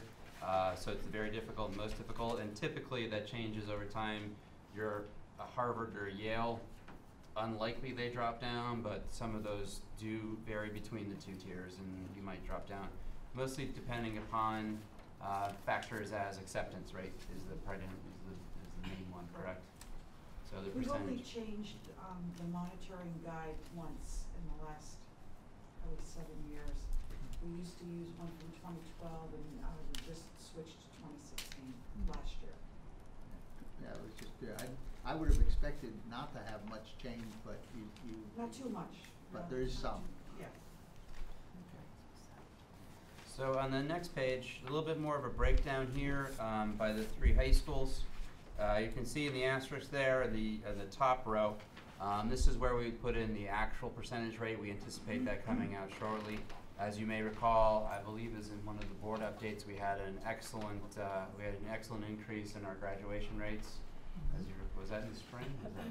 Yeah, and there was really, which is a concerted effort from all 3 schools in making sure that our students are progressing on time, progressing through credits on time, that freshman to sophomore transition year, and then really getting our students graduated within that 4 years. So that's been a tremendous effort from all of our high schools, so congratulations to them. And again, breaking it down, you can see, if there, for those of you who are asking what happens to some of our other students, again, 4-year, 2-year, technical or career school, military work, or undecided and unknown. One other little side note there, if you look at the academy, the last sentence down at the bottom, this includes our grade 12 students, quote unquote, who attended the academy, the 5th-year vocational experience program, and plus the post-graduation transition academy program, all which are housed at the academy. So any questions on this particular table?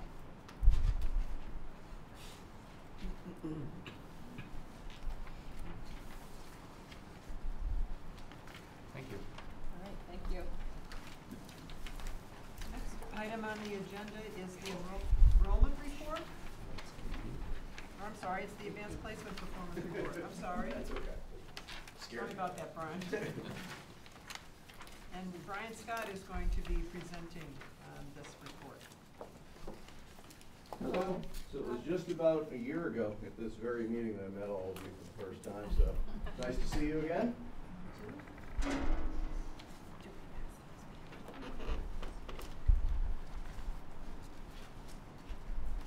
I'm going to take you through the AP summary report. This is the district-wide report for how our students performed on AP exams and in AP courses. Just a little bit of background information before I get started with our actual numbers.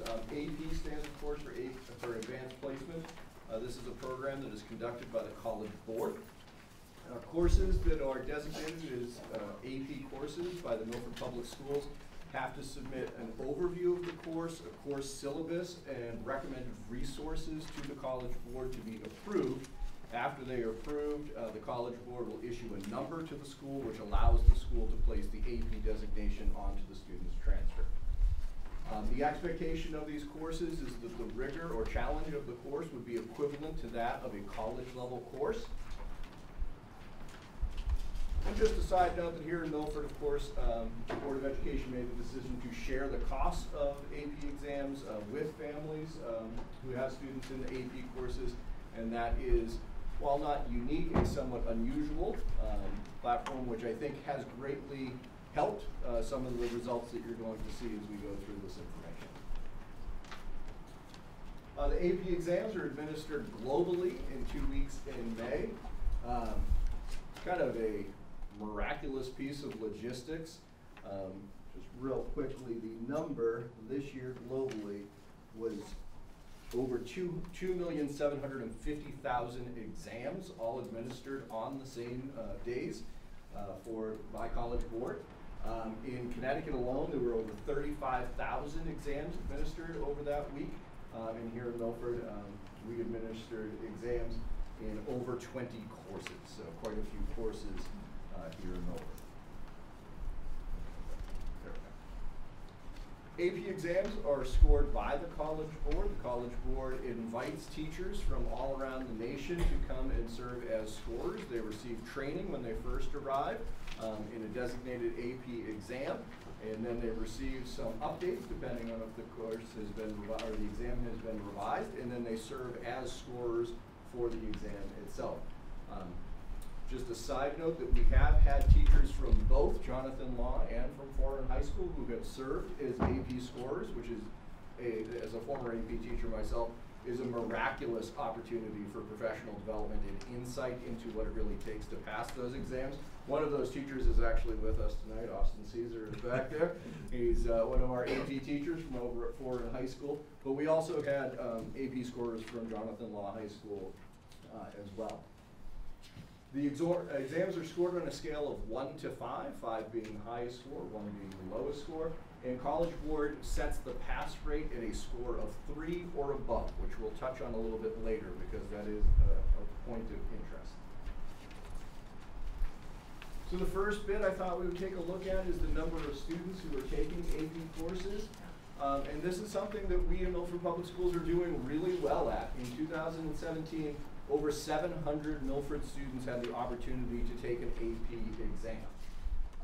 But a note, as we take a look, you can see this number definitely did plateau a bit this year. We only went from 700 to 701, whereas in previous years we had pretty large gains. It does raise a question, which we'll get to at the end, about whether or not we've kind of reached the maximum number of students who might be willing or excited about taking these types of exams. But starting with 2011, 2012, you can see that the number of students who have had this opportunity in their high school experience has really grown tremendously. If we look at 2012, only 300 students had the opportunity to take an AP exam, and as I just mentioned a moment ago, now we have over 700 students who haven't had the opportunity to take an exam. Of course, students are not limited to taking just one exam. Many students take multiple exams in a year and over their course of their academic career with us. So this is our next area, which is the number of exams that were taken. This is another area in which we saw continued growth from 2011. You take a look at your chart, the blue line indicates the number of students who, the number of exams that were taken by Milford students. The red line represents the number of students that took exams. So this year, over 1,246 exams were taken by Milford students, which is really a miraculous accomplishment by our high schools. Scores obviously matter a great deal when we talk about the AP exams, as I mentioned a few moments ago. The College Board sets the pass rate at a 3. We did have a slight drop in the number of exams that did receive a passing score this year. We went from 742 exams having received a 3 or higher to 731. But I do think of particular note that as we look at this chart and we look at these scores, I think it's a particularly important item to bring up, that over the course of this miraculous increase in the number of students that are taking exams and the number of exams that are being taken by students, the pass rate for Milford Public Schools has barely dropped. We went from 63% to 61% of students passing AP exams over the period of this chart, which is really quite impressive. You would anticipate when you see that many more students getting those types of opportunities that you would see some kind of a drop. And of course, students differ from year to year. There's no surefire way to ensure that a certain number of students are going to pass exams. So even though we do see a slight drop here this year, this is something we will monitor, but it's not something that we find particularly alarming. As you can see, the results are still significantly higher than 2015 and 2014. Now, as I mentioned, a score of 3 or higher is considered a passing score by the College Board, but this is something that we're taking a little bit of a closer look at. I contacted all of the universities in our state university system, and with the exception of 2 courses, the state university system do not accept 3s for credit anymore. It will only accept a score of 4 or higher for credit. The 2 exceptions are one of the calculus exams and then one of the physics exams. Those are the only 2 exams they will give a 3, and those are both scheduled to go out as well and be replaced by a 4 or higher. So really, even though College Board says a 3 or higher is passing, it is important to note that a 4 or higher is what colleges are looking for in terms of granting credit. Now, granting credit is not the only purpose for which a student would take an AP course, and that's something that we'll revisit as we talk a little bit more about this. This was an area where we did see a significant drop this year. As you can see, the number of exams that scored at a 4 or higher went from 385 to 351. It's still significantly higher than we saw in 2015 and 2016, but this is probably the area that was of greatest concern to us as we took a look at this year's results. We don't yet have the results aggregated by College Board for the nation. They have released them by each one of the exam titles, but that does not give us a clear picture of how many students, because as I mentioned a few minutes ago, millions of students take these exams. So to try to aggregate it gets a little bit complicated, and we still are technically in the portion of time the College Board designates for petitions. Students are allowed to petition against their score if they feel that their exam score was inaccurate. Once we do have those numbers, we will go back and take another look at this because, as I said, this is something we're going to make sure we monitor closely. On the other end of the spectrum, of course, is a score of 1. A score of a 1 would clearly indicate that the student was not thoroughly prepared on the date of the exam, which would be very concerning to us. And this was another bit of actually pretty good news, because even though we saw a significant increase over those past few years of the number of students who are, or number of exams that are taken, only 179 exams this year came back with a score of 1, which is a pretty miraculous feat for all of those exams. One of the other things that I know we've talked about, or you guys have talked about in years past, are the AP Scholars, which is something that Milford has done miraculously well at. I contacted Ralph. He was unable to put me in contact with the person who gave him the list last year of what other schools had for AP Scholars, but hopefully we can track that down. But here are our results, and again, really miraculous. I mean, we can see that yet again this year, the number of AP Scholars that Milford Public Schools produced went up, and went up pretty substantially as we take a look at that chart. AP Scholars are, of course, broken down into different categories, and you can see that list in your handout. We have AP Scholars with honor, AP Scholars with distinction, and then National AP Scholars. Each one becoming a more difficult level for a student to achieve.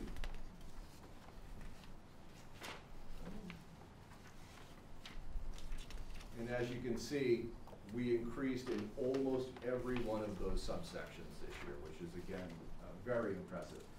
The only area we did not improve in, we stayed the same in, which are National AP Scholars, in which we had 4 this year. Explain the colors. Sure. The orange color represents the National AP Scholars, which is at the very top, and we have 4. The green color represents AP Scholars with distinction. We had 52 this year compared to 35 for last year.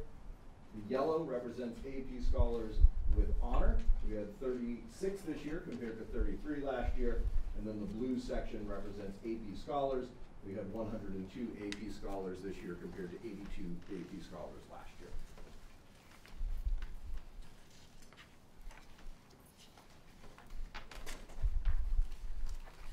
Oh, there we go. Okay.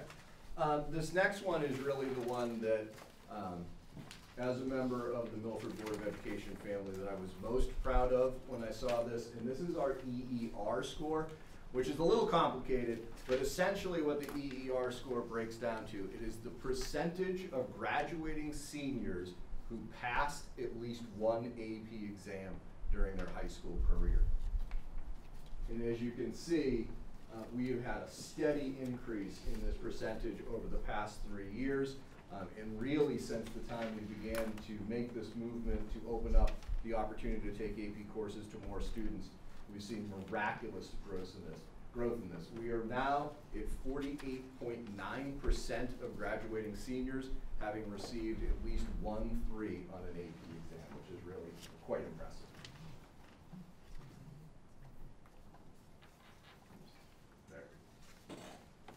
So there are some things that as we took a look at the AP scores and as I reviewed all the data with Mr. Burt and Dr. Fieser and Mr. Berkowitz and Mr. Thompson, we went over all of this, and as we broke it down, there were some things that stood out to us as concerns. There were some things that stood out to us that we need to monitor, and then it also raised some questions for us.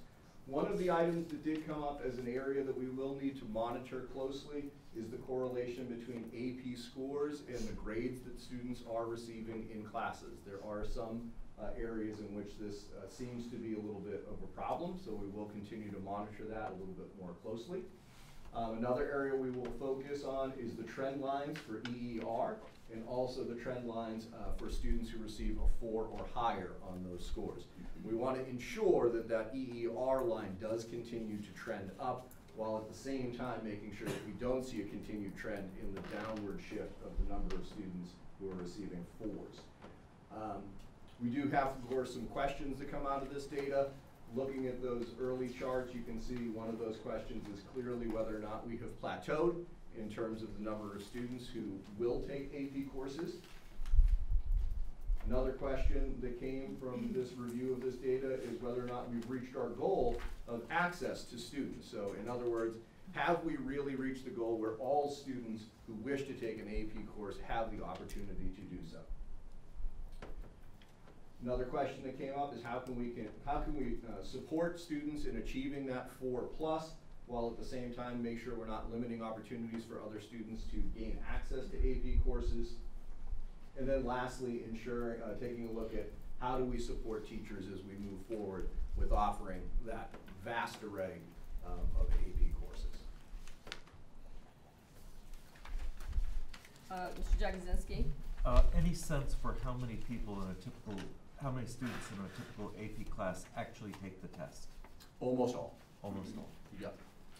Where we do provide the funding and it is considered a requirement for the course, there are always, of course, those exceptions in which a student maybe doesn't show up on the exam day or becomes ill and cannot take the exam, but the vast majority of our students do take the exams. Do we have any way to tell how we're doing compared to similar school districts in the state of Connecticut? Yeah, we've started to go through that information, and of course, as I said, AP releases that information very slowly. Last year, when I first came to the district, that was one of the things we took a close look at, and we looked at both high schools independently to see how they compared to other high schools across the state. We will do the same thing once statewide those scores are released. As I said, it gets very tricky because the hard part being, you know, for example, at Jonathan Law, we have a very large number of students to take AP Psychology, not as many students to take AP US History, so it gets hard to aggregate those numbers together. But once we have the opportunity to do that, that's something that we take a close look at every year. Mrs. Krasinski? I have a couple of questions. Sure. So you said the cost is shared for the AP exam. What is the cost for the AP exam and how is that? I believe it's about $95, and we put this in my report last year. I believe the students pay the first $20 and we pick up the rest, and also it's dependent on a sliding scale, depending upon need of the student. And is that, do parents know about that well in advance before their children sign up for classes? Correct. That's the reason we can require students to take the exam. If we didn't pay for the exam, it wouldn't be fair for us to require them to take it. Some students, in some cases, are taking 5 exams, which would create a problem. I don't know if you want to speak to that at all. No, you're exactly right. Some are taking 5, some are taking 4. I mean, it really is a great opportunity, and it does cost a lot of money, so it's good the district picks up that tab for the students who are remaining. And I believe there's a cap after 3 exams, but don't quote me on that right now. A cap after 3 exams? And then we pick up the full. Oh, okay. I thought it was the other way. I was just wondering. And my second question is, and you touched on it a little bit, but so on the AP exam, passing score is a 3. How does that correlate to a grade in the grade book for? Right, so there is not, and we would not expect there to be a direct ratio because, you know, it is a one-day test that a student shows up for, and you can never predict what's going to happen. You know, a student gets a flat tire on the way to the exam, and all of a sudden, you know, the world comes to an end. However, we would expect to see a greater correlation between, say, students who received A's and B's in the courses corresponding more directly with students who receive 4s and 5s on the test. So that's one of those things that we're going to start monitoring. Is the test even, like, is the test that you take for your AP exam even a grade? No. In the grade book? No, Okay. we don't receive. That's basically, that's a better way of putting it. We don't receive the grades from the College Board until July. Okay, all right. So we would have no way of putting those into the students' grades. So just to piggyback off of that, I mean, your first point was looking at the correlation between AP scores and class grades. So can you speak, can you speak to that a little bit? I think that's what you were, is that the question you were asking about? I sort of had that question, but I also was wondering if a kid takes an AP exam, I haven't had children. So is there, taking what is those the yet, sense? What is, you know, what is it that stood out to you? There are some courses that we took a look at in which the breakdown in terms of the students receiving 1s, 2s, 3s, 4s, and 5s was greatly skewed from what those students received as overall class grades in those courses. In other words, a lot of students receiving A's and B's in the course, and yet very few students receiving passing grades on the AP exam. Mr. Whiskeyman? Considering our, at least for the moment, the longer-term trend of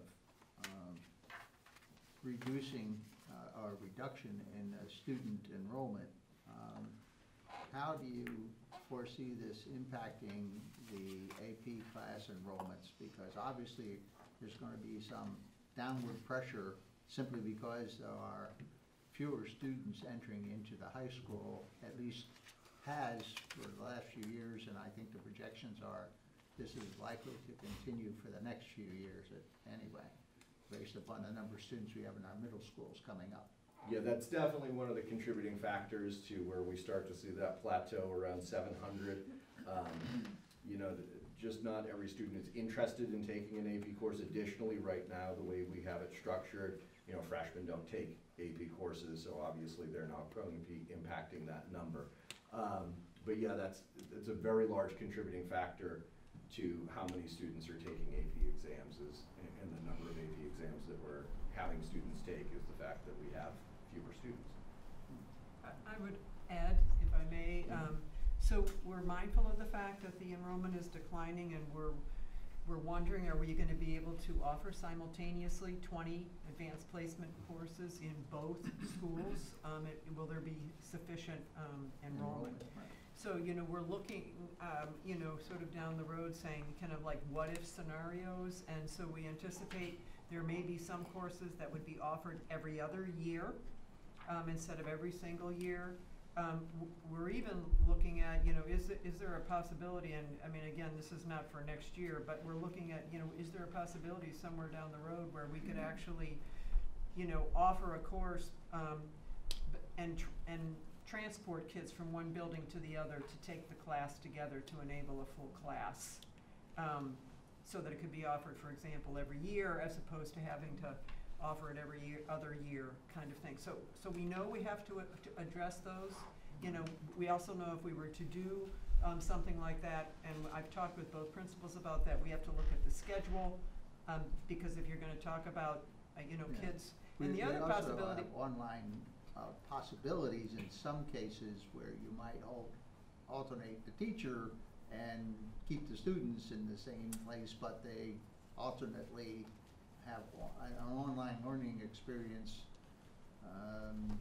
you know, on every other week or something like that. I don't know. Right. There's lots of things. And we also this year, and we now have 1 or 2 teachers who are going back and forth between the schools teaching AP. You know, so what we know that that we have to start wrestling. I mean, we are already looking at it, but we need to look at it, you know, in more detail, because it's going to hit us sooner than later, and we don't want to see kids get hurt in the process. Right. So. Okay, thank you. I have two questions, and one piggybacks off of that. So in the past, I know we have tried doing distance learning where, you know, the teacher's in one building and some of the students might be in the other building, and it really hasn't worked out. There's been a lot of challenges, and you know, has technology advanced to the degree that we could be looking at that again, or is it really more an issue of having the teacher in front of the kids has the most impact? We've really started to increase the amount of professional development that we've dedicated with teachers to being able to use that type of technology that makes distance learning or blended learning more successful. But we're still really in the very early stages of that. There's a lot that can be done, you know, through apps and through platforms in which a teacher can create video lessons that a student can access at any time. We're really just starting to take a look at those and really starting to get teachers comfortable with those. The other part of that would then be to get students comfortable with that, because it is a very different learning experience. I don't know how many people have taken a distance learning or an online learning course, but you know, it takes an incredible amount of self-discipline on behalf of the learner to really make sure that you're doing the work and staying focused during those video lessons. But we are taking a look, especially, you know, looking at it in more of the flipped classroom or blended learning setting. So the other thing I wanted to ask, several years ago the board had a presentation by a group of students on the AP program, and I still remember this one student who was not a student who would typically take an AP class, but he decided he wanted to try it, and he admitted that he didn't do very well on the test, but But he felt that what he gained from the course itself and how it, preparing him for college was worth his while to take the course. So, it's often said that, just taking one AP course will prepare you, you'll be better prepared for success in college. Can you speak to that a little bit? Yeah, absolutely. A lot of reports have come out from the National Association of College and Career Counselors, which have cited that taking highly rigorous courses such as the AP courses, also IB courses, ECE courses, do prepare students to be successful when they get into that most challenging year, which is their freshman year, which someone just mentioned a moment ago. And I think, if we take a look at the district summary report from the state, our college persistence rate, the percentage of students that return for their sophomore year, is actually quite high. And that's available through the State Department of Education. And I think that's definitely a contributing factor, is the opportunity that we give students to take those really challenging courses while they're with us, which prepares them better for when they get out to college. Thank you. Mrs. Krasinski? I think I recall seeing that sometime during the summer, each high school, or maybe it's just the district, does some kind of AP preparedness course? Yeah. Boot camp, all right. Do you track to see how well those students who take the class, because I'm guessing it's not required, I'm guessing it's voluntary, or parents force their children to go. In the Probably more the latter. Yeah, but do you track to see how well they do on the AP No, tests? we have not. That's certainly something we can do. When I received the report from College Board, it does list every student's score on every single exam they took, which means that the report is quite hefty.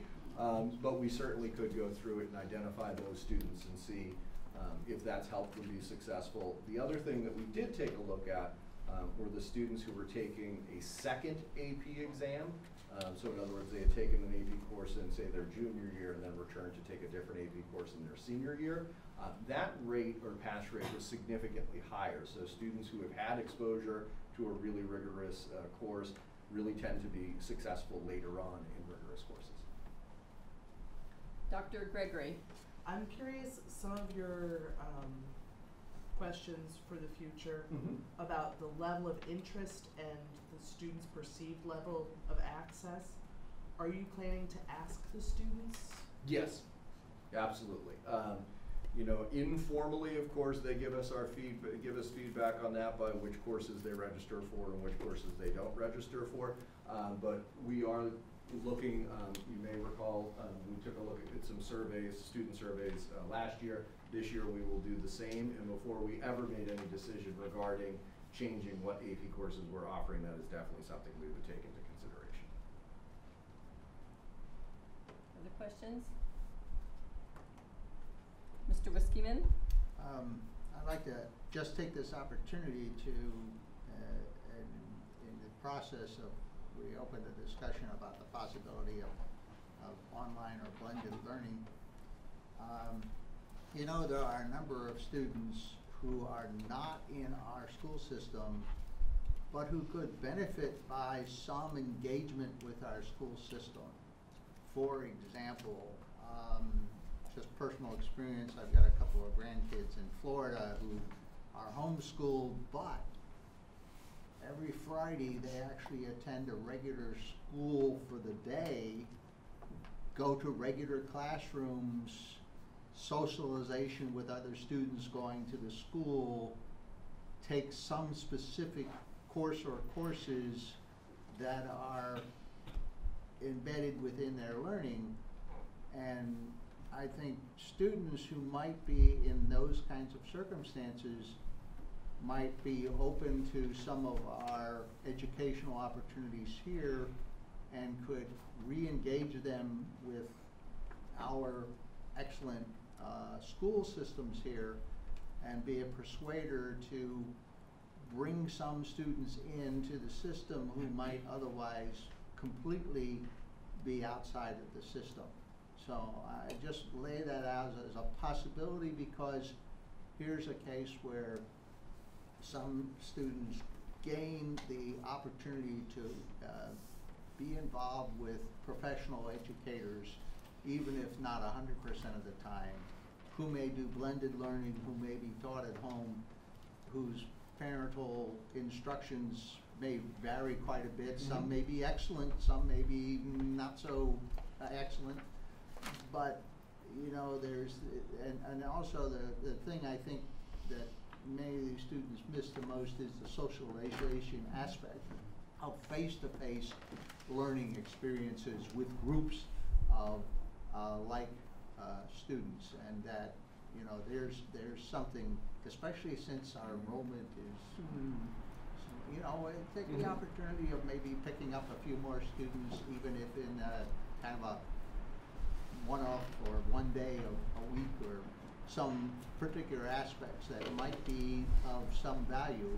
It might be worth exploring the possibility of offering such opportunities to the community, which otherwise we might not engage with. So I'm just kind of, I don't know if there's much of an audience out there for that, but there might be a few. Yeah. Right now, I know that students who take AP courses do register through something called AP Student, and they do quite frequently visit other AP teachers' websites to, let's say, borrow things to help them prepare. And I know Mr. Caesar's experienced that as well. But certainly we could start looking beyond that, because that's obviously sort of a captive audience of AP students at other schools. But we could certainly look at making some of our resources. It might not just be readily AP, available. but it might be other opportunities as well, because if we begin to face the challenge of having enough students to run a course, even having 2 or 3 or 5 additional students could make the difference for a year or two in some specific situations. So I hear what you're saying. I think there's another whole factor that people may not be aware of, and that is Florida's view of homeschooling is very, very different than Connecticut's. So in Florida, there is a relationship between public education and homeschooling, in which many students who are homeschooled can participate in multiple ways in the public school system. Yeah. In Connecticut, it's like this. This is homeschooling, and this is public education. I understand that. I'm just I offering hear it what as you're saying. an opportunity to explore, and maybe even the state education department might be open to thinking about things like that. You're right, but it's a very different approach. Florida would permit kids to participate on athletics, and a number of other extracurriculars. They can pick and choose which things they participate in and which things they don't. Correct. And I just think, you know, one can argue about the quality of some of the educational systems in some of the states like Alabama and Florida, where I've had grandkids attend, or actually not attend because their parents didn't want to go to the public schools. But then there's the involvement, which I say, you know, there's some benefit to that, and it might be worth at least some consideration, although it might be, as you point out, a long haul to get there. Thank you. One other thing, I'm sorry. Can we circle back around? This is an AP report, so if we could. Yeah, I'm sorry. Stay on topic. I got off the subject, sorry. So let's keep it to the AP report, discussion of the AP report.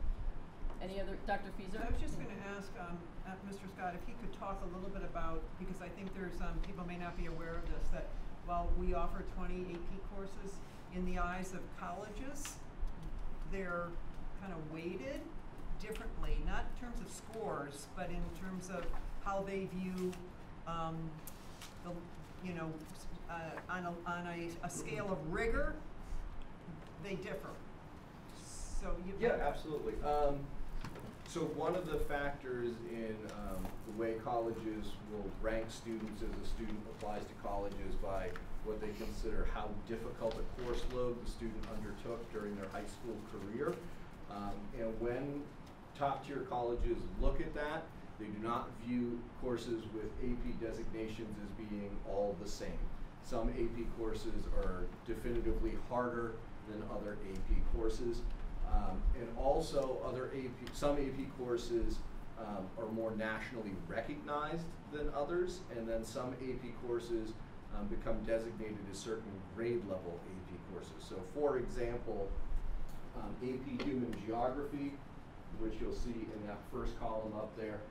Nationally, that exam is actually mostly taken by freshmen and sophomores, so that would be a course that would not be considered to be an extremely challenging course if it appeared on a student's transcript as a senior. So, that would be a situation where perhaps, if you're trying to get into Harvard, that might not be the right choice for your senior year.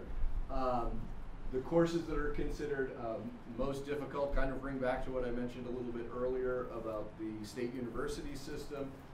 Physics 2 and then the AP Calculus courses are considered to be the most difficult courses and considered to be the most challenging courses. For social studies, AP United States history and AP European history, along with AP economics, tend to be viewed as the more difficult AP courses. And then in the sciences, AP chemistry, AP biology, and AP physics tend to be designated as the more difficult AP courses. Which, for the vast majority of our students who are looking to go on to college, taking an AP course is something that's wonderful to have on your transcript, but it is important to note that not all AP courses are created equally in the eyes of colleges. So, taking AP Physics 2 is considered to be much more challenging than, say, taking AP Environmental Science. Ms. Federico? Thank you, Madam Chair. So I had a question on that. When you had said earlier the student may get a score of a 3 on an AP exam, yep, doesn't count towards college credit at UConn. Right. Does it count in terms of strength of their application and getting into college? Yes, okay. Absolutely. So if a student takes an AP course, regardless of what their score is on that exam, in terms of their transcript, it is still weighted as an AP course. So taking AP biology, for example, still demonstrates that the student is willing to accept a challenging and rigorous course. Okay. Now, getting a 5 on AP biology exam versus getting a 2 on the AP biology exam may say a different message to the college. But students aren't required to report their AP scores to colleges when they apply. Okay. Does a 3 show up as stronger than a 2? Yes. If they do report absolutely. it? Okay. A 3 is still better than a 2 or a 1, right. And even if you're not getting credit for it. And some schools will even take a 3 under consideration for placement within a course catalog. So some students may receive a more accelerated placement based on receiving a 3 in a course. They just won't receive credit. Okay. I have a couple other follow-ups. Sure. To Ms. Krasinski's point earlier about the summer academy. In addition to looking and seeing how students do that participate in the academy, just a suggestion, you may want to ask for feedback from the students themselves. See if they found it useful or not. Yeah, I'll reach out to Mr. Frank. He runs the AP boot camp, and I can certainly, he may even already collect that, but I can certainly reach out to him and find out. If not, how could we arrange to make sure, because they're so easy to do now with Google surveys, so we can Yes. certainly do it pretty quickly. Yes, yes. And another thing to I think the results are fantastic, and I think it's a great story, especially the fact that we've increased the number of students, and yet the percentage getting the passing scores are still right in the same area. So I think that's great. I think we just always need to be cautious about overload. So I hear stories anecdotally from students, taking quite a few AP courses, and I'm sure your teachers are hearing that as well. And a lot of times the students say that they don't want to take a level 2 course and have a lower weight in their GPA. There's no level 1 course available, so they take AP and they end up with 5 AP courses their senior year. And I hear that, and I think that gets tough. And I think we talked about this last year too. Yes. I don't want to beat the dead horse, but this is something we're monitoring, and that we're taking a full look at our entire high school catalog to ensure that it's balanced, which includes the number of AP courses, the number of level 1 courses, etc. So that's something that will be working with instructional supervisors and the building administration in the next few months to make sure that we are planning for both a decreasing enrollment and ensuring that we have enough variety for folks the students to take. Okay. What they're really meeting needs, in addition to our new career pathways, etc. So there's lots of things that are happening that we have to take very careful look at over the next few months. it's not easy.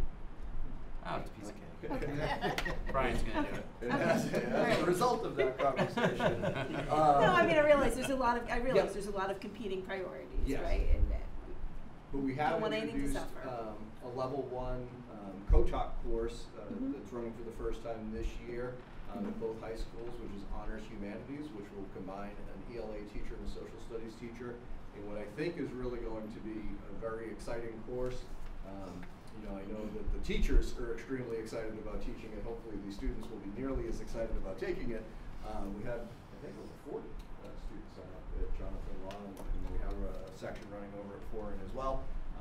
So we are trying to look at offering level 1 courses that are not AP courses. That way a student can choose to take something that's still rigorous and challenging, but doesn't have that hefty AP exam staring them down in May. Mhm. Okay. One last thing, I think on this last slide here, Mhm. you've raised a lot of intriguing questions. Yep. I think a lot of the right questions, and I think I'd just be curious to how you sort those out. So whether it's Yeah, so next the- year, 6 months from now, I just would like to hear, some With things the you come one up with. that I mentioned about trends, obviously we'll look over a period of years, usually looking at about 3 years worth of data.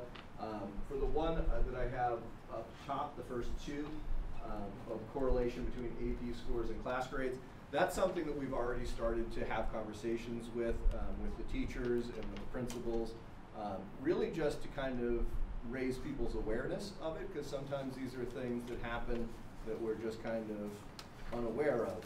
So it is something that we've started to have some conversations about, and it's also something that we make sure that as instructional supervisors and as principals that we're hearing from the teachers as to factors that may be leading to that. So that's one thing that we've already started working on and making sure we're monitoring closely.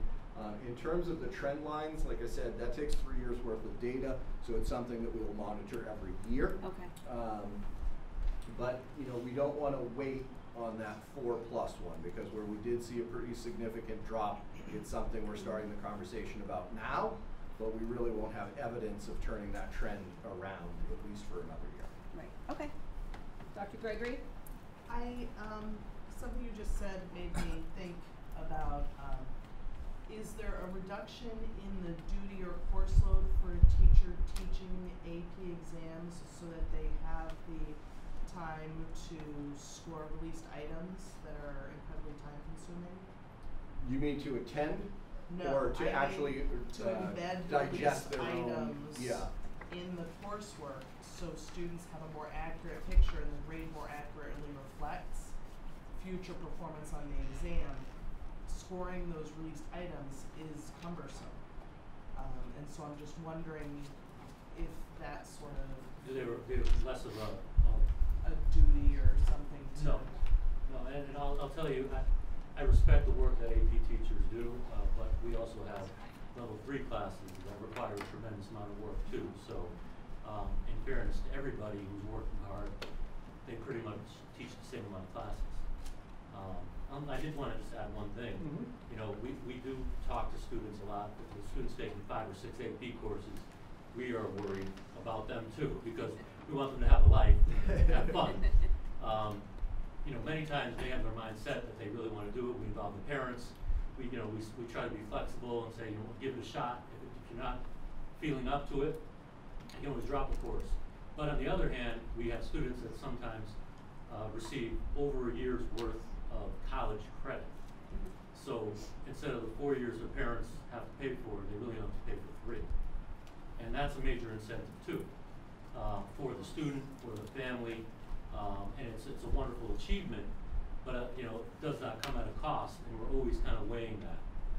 So that's something I'm sure that Jonathan Law does also, because students' stress seems to be increasing, and we really don't want students to be too stressed out. We just want them to have healthy stress. Mrs. Casey? I know we're talking about AP classes and scores and the conversation around that, but we can't forget that our level 2 students also need to be challenged and given the same time and effort that those AP classes are, because those kids also go on to great colleges as well, so we need to keep that in mind. this is very important information, but I think we you know, need to keep in mind that there are other kids taking other level classes as well, and I think that's just as important. Other questions? Okay. Thank you very much. Thank you very much. The next item on the agenda is the enrollment report. Mr. Burt will be addressing that.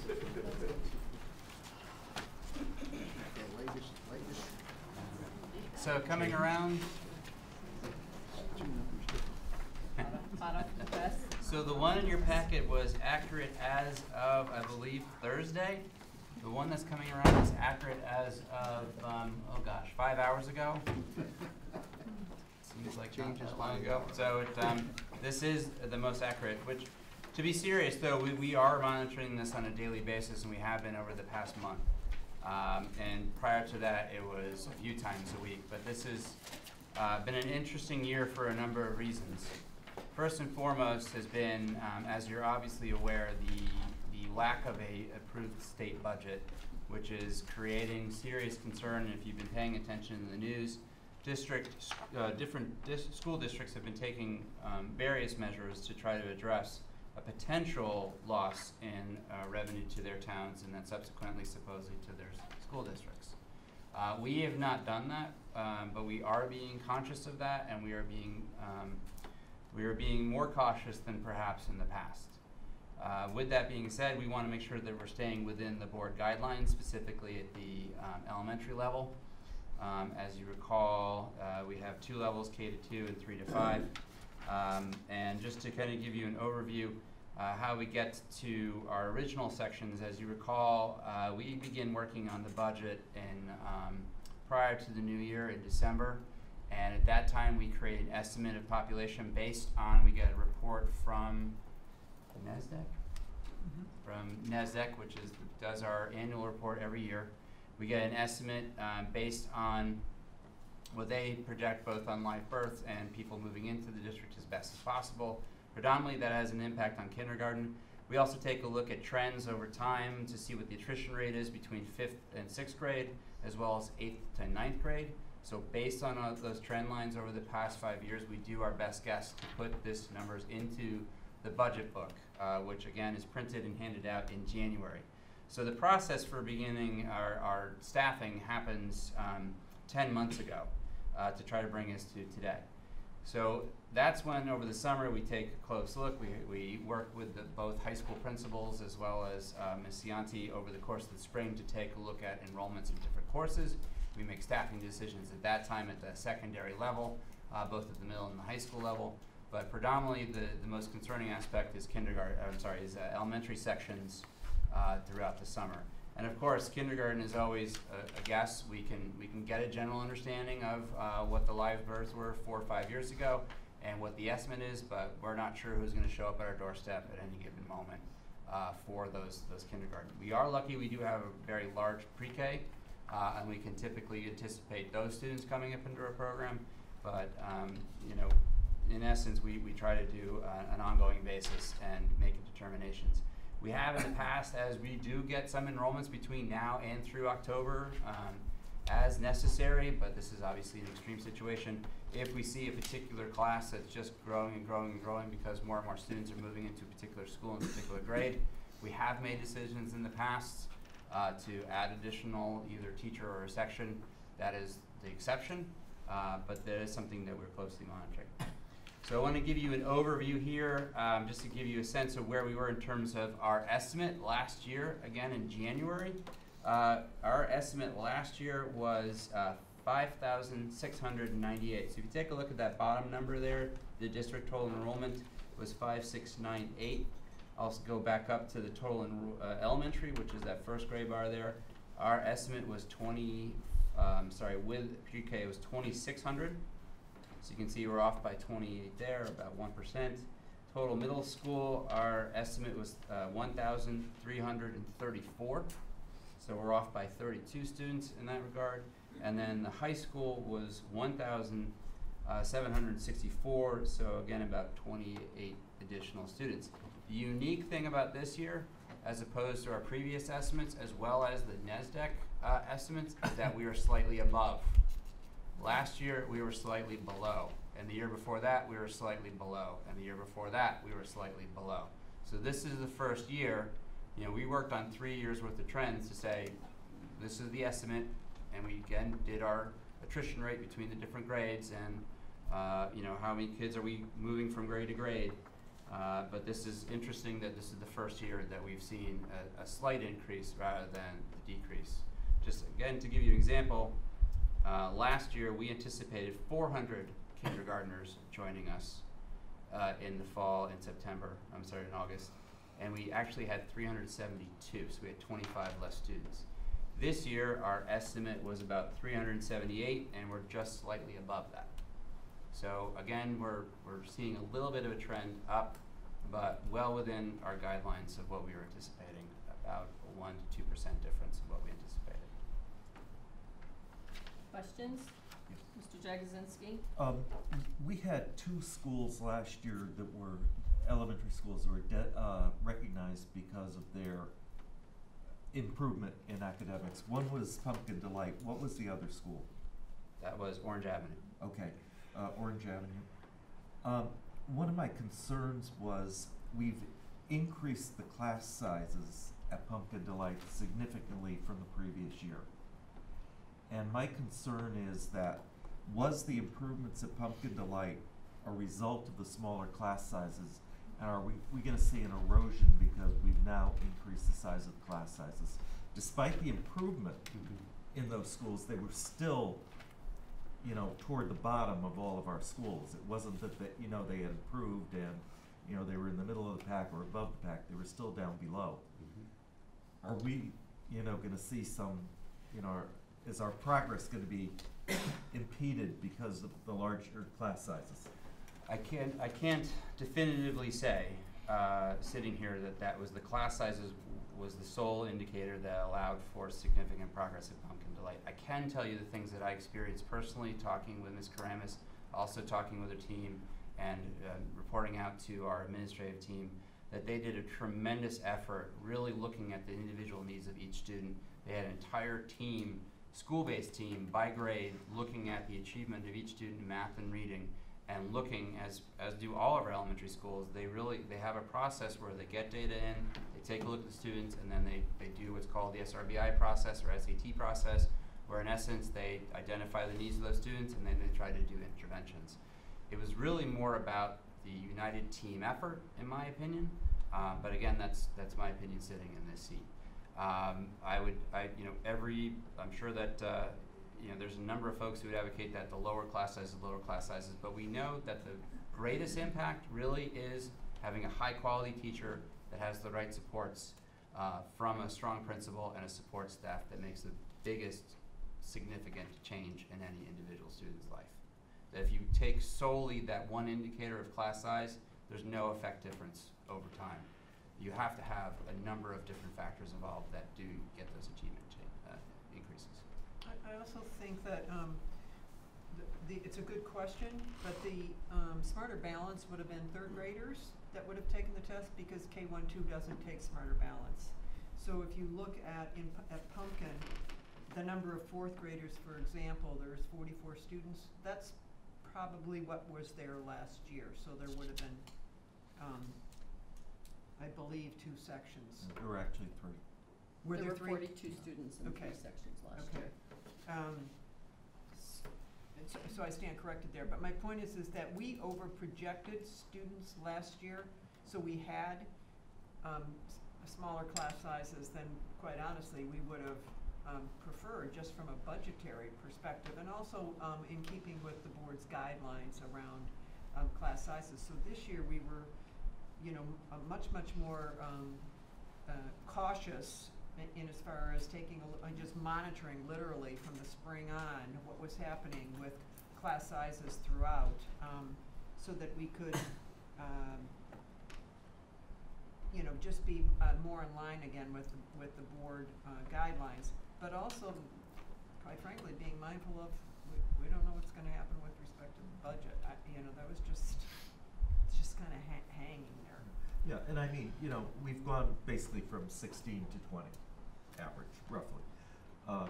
And if that's not going to impact it, you know, obviously I'd rather have 20 because, you know, we save the money and, you know, if we're not affecting the quality of education. My concern was, you know, is class size going to make a difference? Based on what Mr. Bird is saying, you know, hopefully not.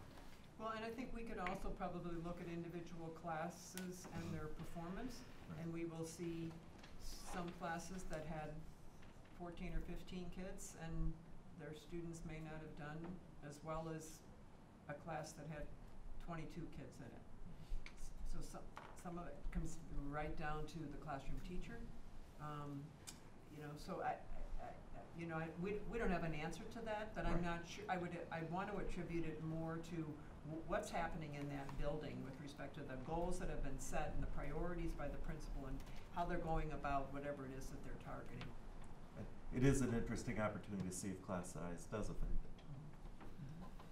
So this is something that we did talk about a little bit at budget time back in January because, you know, and it was explained to us at that time that there was some over-projection of class sizes. But I would note, for instance, last year, the kindergarten class at Pumpkin only had 30 students. So there was no choice but to make that 2 classes of 15. Right. There's 39 kids in the first grade right now. So, you know, that right there alters the dynamics of how they would approach the sections.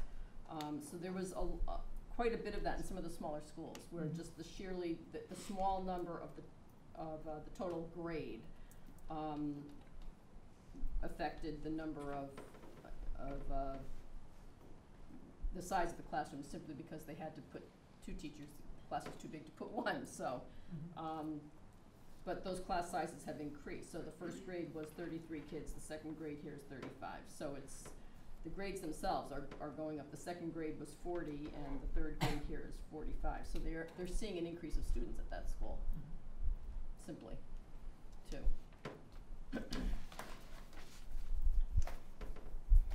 Any other questions? Ms. Federico? Just a comment, just to clarify on Mr. Jagosinski's comment about the schools being recognized for academic improvement. That was Pumpkin and Orange Avenue? Schools of distinction, yeah. Okay. The SPEC exam. Okay. That was based, there's 2 factors that you could get on the list. One was strictly percentage of students at a particular achievement level. The other column was based on growth. And both those schools were based on their growth of their students. In other words, I think you remember vividly my report in January about the growth model from the state. But really it's about individual targets for students, regardless of your starting level, that did you make your target? And I believe that those were the 2 schools of maybe 10 schools in the state that really showed a significant number of students making that growth. Okay. And that's strictly from 3rd to 4th grade and 4th to 5th grade for those students because they don't see a year's growth. Okay. And did that mean that Pumpkin and Orange Ave both were starting out at a low level of improvement, or they just had high growth? Every student in the state gets a growth target. Okay. Every single student. Students, and it varies. Again, if you're at the top of the scale, you might have 20 points of growth because you're at the top, but if you're at the bottom of the scale, remember there's a 2,000 scale, if you might have 80 points of growth. So it's about, did you reach your growth, but also the percentage of that. If you got 79 points, you made 99% of your growth. So that's predominantly what the state is looking at. Not necessarily did you meet your cut score, did you make your 20 points growth, but you know, how many of your students made 19 out of 20 or 15 out of 20. So they aggregate that whole piece together to give you the school a percentage or a particular grade percentage of how much growth did they get. That's really their emphasis at the state level has been on, because that's what's going to move kids. And if you look at their scale, they really have made sure that the students at the lowest part of the scale have to make the most growth to keep moving them up the scale, if you will. Okay. So just want to be sure, we're not saying that these 2 schools were low in terms of improvement in any way. This doesn't mean that. Absolutely not. Okay. Questions, other questions? Dr. Gregory? I am curious about some of the grades that are up at 23, 24. What's the plan if a couple more kids move in? We would add a section. But we held off, and the reason that we held off is that because we know that there's fluctuation once school is underway, that there are families that come in and register their kids. I was in 2 schools today, and sure enough, there were families that showed up to register, and here they hadn't even gone online. You have to go online first to do the first part of it. So we held off, just waiting to see, you know, where's the fluctuation. I mean, one of the things, and I'm going to be totally honest with you, that we were most concerned about is the kindergarten. So the question was raised about, you know, so for example, Pumpkin had, 39 kids. You know, if 2-3 more kids register for kindergarten, we're going to add a section because that grade is so critical in terms of kids coming in. But we just held off. We were fearful that if we went ahead and added the teachers, and then an influx of kids came in, and then it's like, well, all right, we didn't plan for this, so where are we going to find the monies to pay for these extra teachers? It changes on a regular basis. At one point, Pumpkin, I believe, had 43 in their kindergarten. And we were taking a close look at that, but then the next day it dropped, and then dropped again, and we're now at 39. So the movement was tremendous within a couple weeks. That was also stopping us from making any hard and fast decisions. If we saw a trend that continued, then we were able to make more of a decision that way. Mr. DeGrego? Getting back to Pumpkin, I know several parents that whose children go to Pumpkin, and I'm telling you, I don't know what they're doing in that school, but I've seen a markedly improvement from parents have showed me the enthusiasm that they enjoy going to their school. I mean, their children, can't wait to go to school from a previous year. I don't know what's going on over there, but they're doing the right thing. I just want to say, that's from a personal experience, talking to parents. They serve great Kool-Aid. Other questions on this? All right, thank you so much. The next item is the food service end of year financial report. Mrs. Beltran? Scintillating information. Good evening. This is the food service year-end report, and as you can see, we basically broke even, which is the goal. We don't try to earn a lot of extra money. Any money that we take in goes back into the program in food or equipment that we purchase. Does anyone have any questions? Did the price of lunch go up this year? Yes, it Or did. meals, I should say? Meals, yes it did. It went up 10 cents at each grade level. And that is a nominal increase in order to pay for some increases in food and labor that we have, and as well as wanting to, one of the things we want to do is be able to purchase some additional produce and different varieties that we haven't in the past. So that's what we're going to use the money for. But it's just 10 cents per meal. Mr. Whiskeyman? Was there could you highlight any significant differences in the array of foods offered this year versus last year? Was it pretty much the same, or was there a number of nutritional changes? In terms of regulations? Or regulations and our offerings. We constantly work to change the menu in order to make it more interesting and more appealing and attract more students to purchase meals. One of the things we want to do is add more local produce and a variety. We were buying most of our produce through the commodity program, which is the Department of Defense, where we can use commodity dollars for that, but we were a little bit limited in what we can purchase, so I want to expand that. Last year, I thought our choices were fewer than in the past, so we have to buy it on the open market, and then we have more choice, but it does cost a little more, so that's what we felt as though we needed a little bit more money to work with.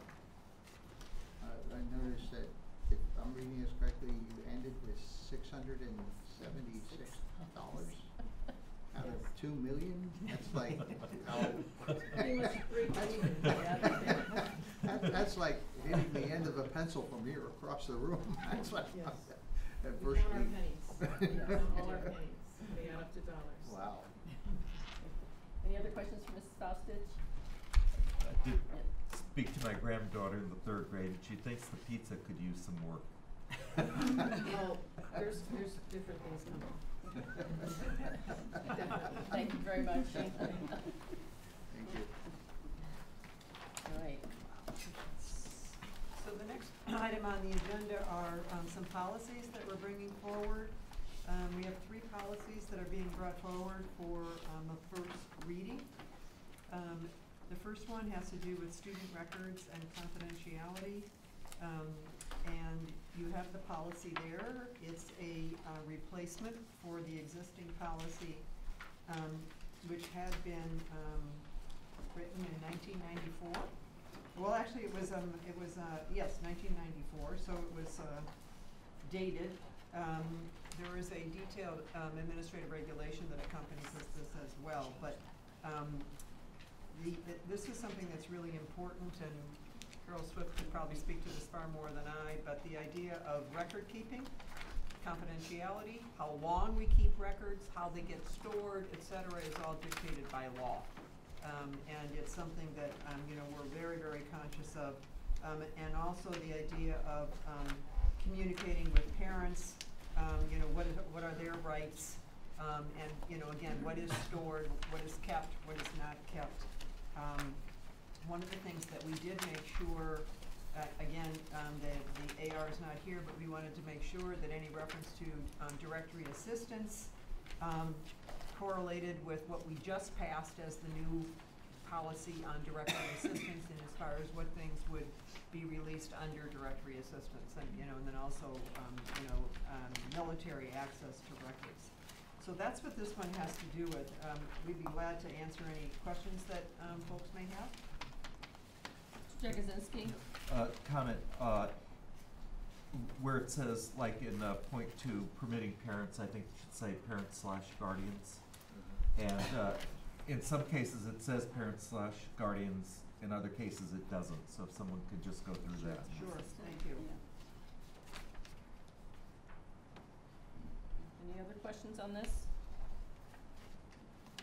Mrs. Federico? Just a quick question, the process for annually informing parents of their rights, is that something that's happening now? It is. Is that like a standard? It's in the, procedure? there's a reference to it in the, I believe, in the student handbook. Okay. And then also with respect to what can get released, for example, for directory information, parents have to sign off on that, or if they wanna opt out. Okay.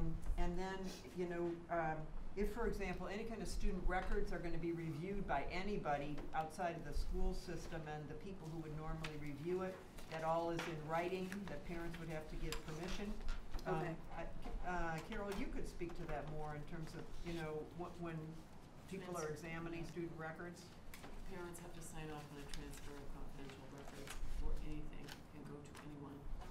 So Okay. something that all of our school staff knows and Okay, no, I was looking for if there was some kind of annual notification, like your bank sends you, this is our privacy. It's all in the This is handbook. not- That's, it's in the handbook. most of that stuff is in the Makes student sense. handbook that goes home. Yep, okay. Once a year. Makes sense.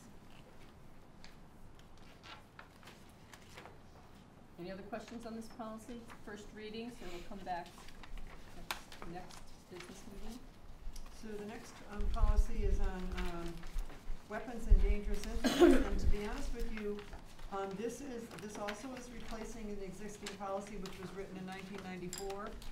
We actually were going to not include this simply because this is all included in other policies that you've already passed. But lo and behold, when we checked it against what's mandated by law, this is mandated by law. So, if you read this, a lot of this information you've seen before in other policies, but it's being brought forward to you because it is required under the law. So did you compare it to the other policy in terms of consistency?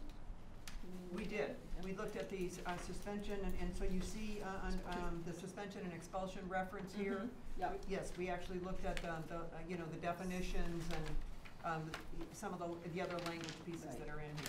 So on the, I had two things in this one, and they're really just, clarity things. So the last paragraph on the first page, it's kind of putting the cart before the horse when you say that the possession or use of any such weapon or devices will require that the proceedings for suspension and or expulsion will be initiated immediately by the principal. That's being stated before it's even stated further down in the paragraph that it requires expulsion. So I'm wondering if that could just be reversed in terms of its placement. Does that make sense?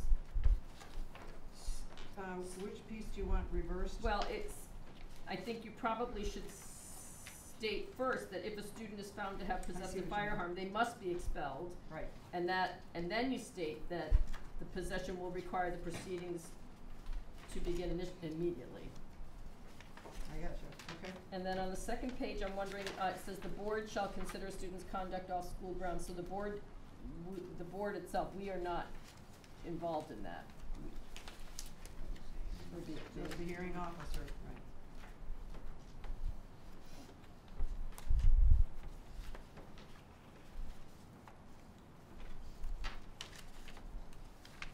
Actually, this would be the superintendent, I would think. Okay, so. Because it's grounds for expulsion, so then we would bring him forward to the hearing officer. Right, because the board, we don't hear those, and we don't make those decisions.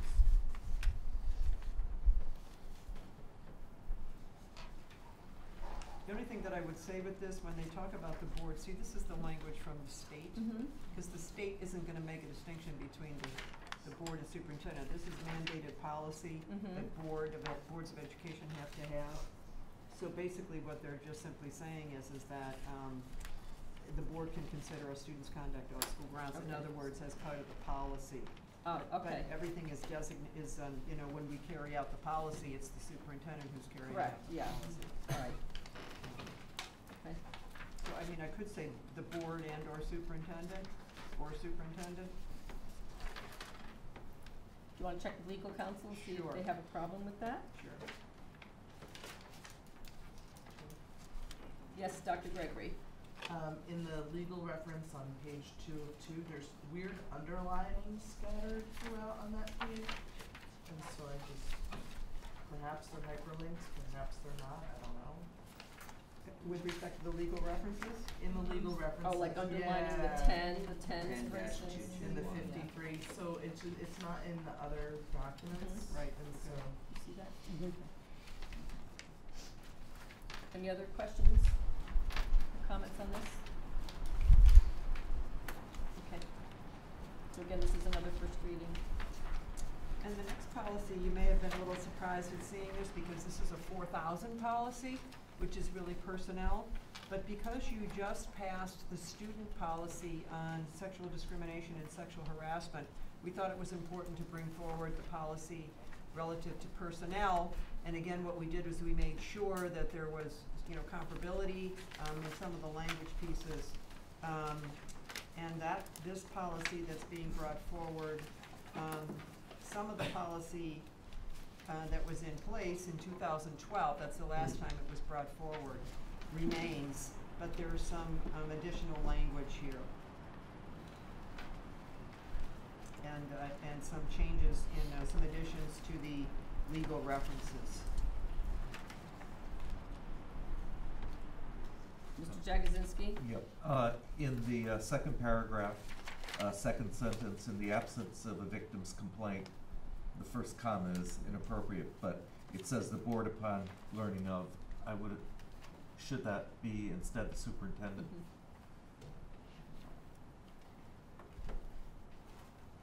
I had a few instances of that type of thing in this policy that I wanted to ask about. Sure. Is that it, Mr. Jagosinski, for you? So in the first paragraph, I guess I question it because it's stating that this applies to the Board of Education members as well as volunteers or non-school personnel. In that first paragraph, there's reference to that twice. So this is it's a personnel policy, so I'm questioning why it references Board of Ed or members or other volunteers or non-school personnel. And that was in the original policy, I realize.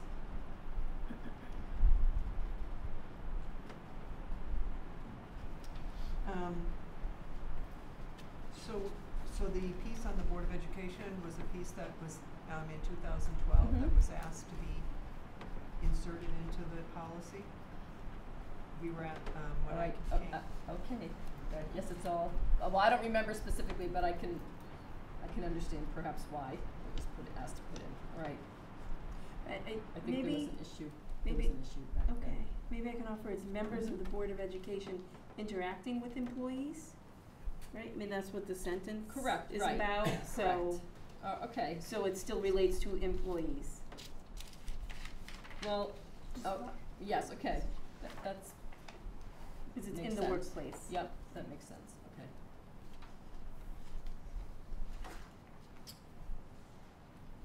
All right, that explains it, thank you. That does make more sense. And then in the red paragraph, so some of the red seems to be redundant with the last paragraph in black on page 2. So the first thing when I was reading the first sentence, any employee who believes that he or she has been subjected to sexual harassment should report the alleged misconduct immediately. It doesn't say to whom it should be reported to. But then as I read further, it does say that it should be reported to the Title IX coordinator, the superintendent, or his or her designee. So I'm wondering if maybe that could be reworked a little bit to put it up above as well.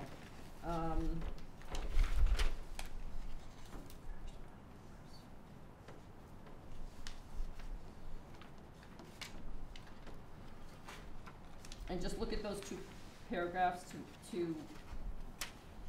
I guess the last paragraph in black on page 2 does have a lot of additional information in it. But that was one thing that stood out to me, because I said, who are they supposed to report it to? So I think that should be stated at the beginning of the policy. Some of this has to do with someone doesn't report it, someone doesn't come forward, but say, for example, I become aware of it, I hear, I hear some complaints, are coming forward, for example, in a particular building, between individuals, that I have an obligation, even though it has not been brought to me, I have an obligation then to investigate that. So that second sentence, in the absence of the victim's complaint, the superintendent of town learning of, or having reason to suspect, or if Wendy Capazna were to receive information, et cetera, we have an absolute obligation to pursue that, even though the victims has not come forward.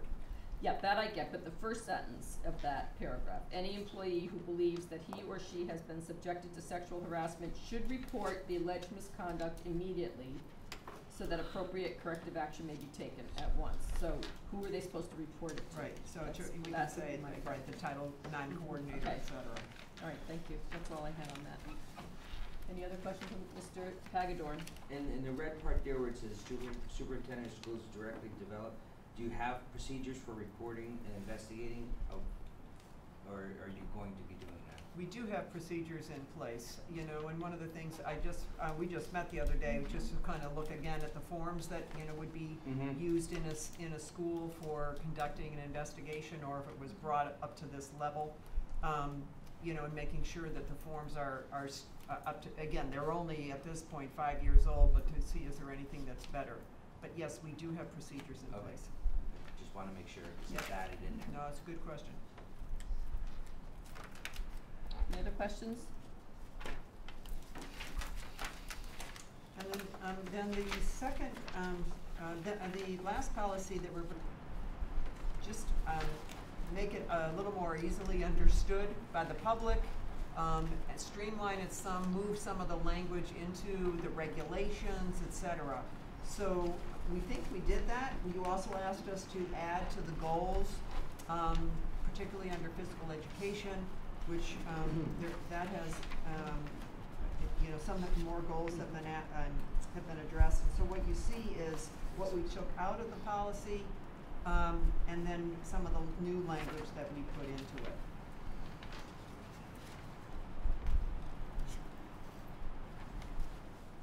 This reads much better, in my opinion. It reads much better than the other one did. Any questions on this? This is the second reading, so we are gonna vote on it tonight, if nobody has any objections.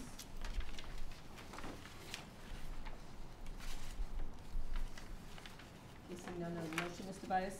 Yep, I have a motion that the Milford Board of Education approves policy P 6142.101, student wellness. Is there a second? Second. Is there any discussion, any further discussion? Just a, Yes. just a quick question. The policy that we're looking at, does it change anything we're currently doing in the school system, or does it simply restate what we're currently doing? Mrs. Felchers, can you address that question? Yes, the policy, states what's currently being. Okay. Thank you. Any other questions? Any other discussion? Seeing none, all in favor? Aye. Any opposed? Motion carries unanimously. And then we move on to the human resources report, Mrs. Capazza? Keep you all awake here. You have the report, which lists our job postings, personnel recommendations, retirements, resignations, terminations, and stipend payments. I do want to point out a few things. As you can see from the report of personnel recommendations, there are quite a few people on here. I wanted to just touch base with you, since it is the first day of school, about our teacher hires, and let you know that the final number as of today, because we did hire somebody today. We have 31 new teachers, representing 17 different certification areas. We have recalled all of the teachers and paraprofessionals that were unfortunately laid off at the end of June, so they've all come back to work. They've all accepted our recall. The open job list, you can see that we are still looking for a .75 FTE library media specialist. That's our only unfilled teacher position at this point. And there's an update, because this report, of course, was done, I think, last Wednesday. And then after the report was done, we had one resignation and one retirement come in, both from social studies, one at each high school. So it's really just a random thing, but we were able to get the posting right up. And actually, I'm pleased to announce that Mr. Scott is doing interviews with the two principals tomorrow and Wednesday for those two social studies openings. And social studies happens to be an area has an abundancy of applicants right now, so we're in good shape there, I think. That's it. Mr. Jagosinski? I'm very happy to see we don't have any classes that don't have their permanent teacher, which was not true last year. I think that's terrific. Any other questions or comments? Dr. Gregory? I did have a little question. I thought I saw two like .5 positions that were the same position. Now I can't find it. That were open currently? Yes. One of them was a speech and language pathologist. That's who we filled today. Oh. We filled that position today. And then, let's see, I think probably the .75 library media specialist, which we had a long-term sub before. I see. Is there another one? Two in a There's- row. There's two in a row, but one of them's an anticipated opening. Oh, no, they both say anticipated. Right. August 18th. Oh, one's a sub. Yeah, one's a Yeah. sub, One's a and then long-term sub. Speech and language, we did fill, but actually August 14th, .5 special education pre-K teacher, we filled that. So that was probably the one you were looking at. Yeah, they were both the same, the August 18th. Yeah. Any other questions? Okay, thank you. And the last report is the disbursement report. Richard Kelly?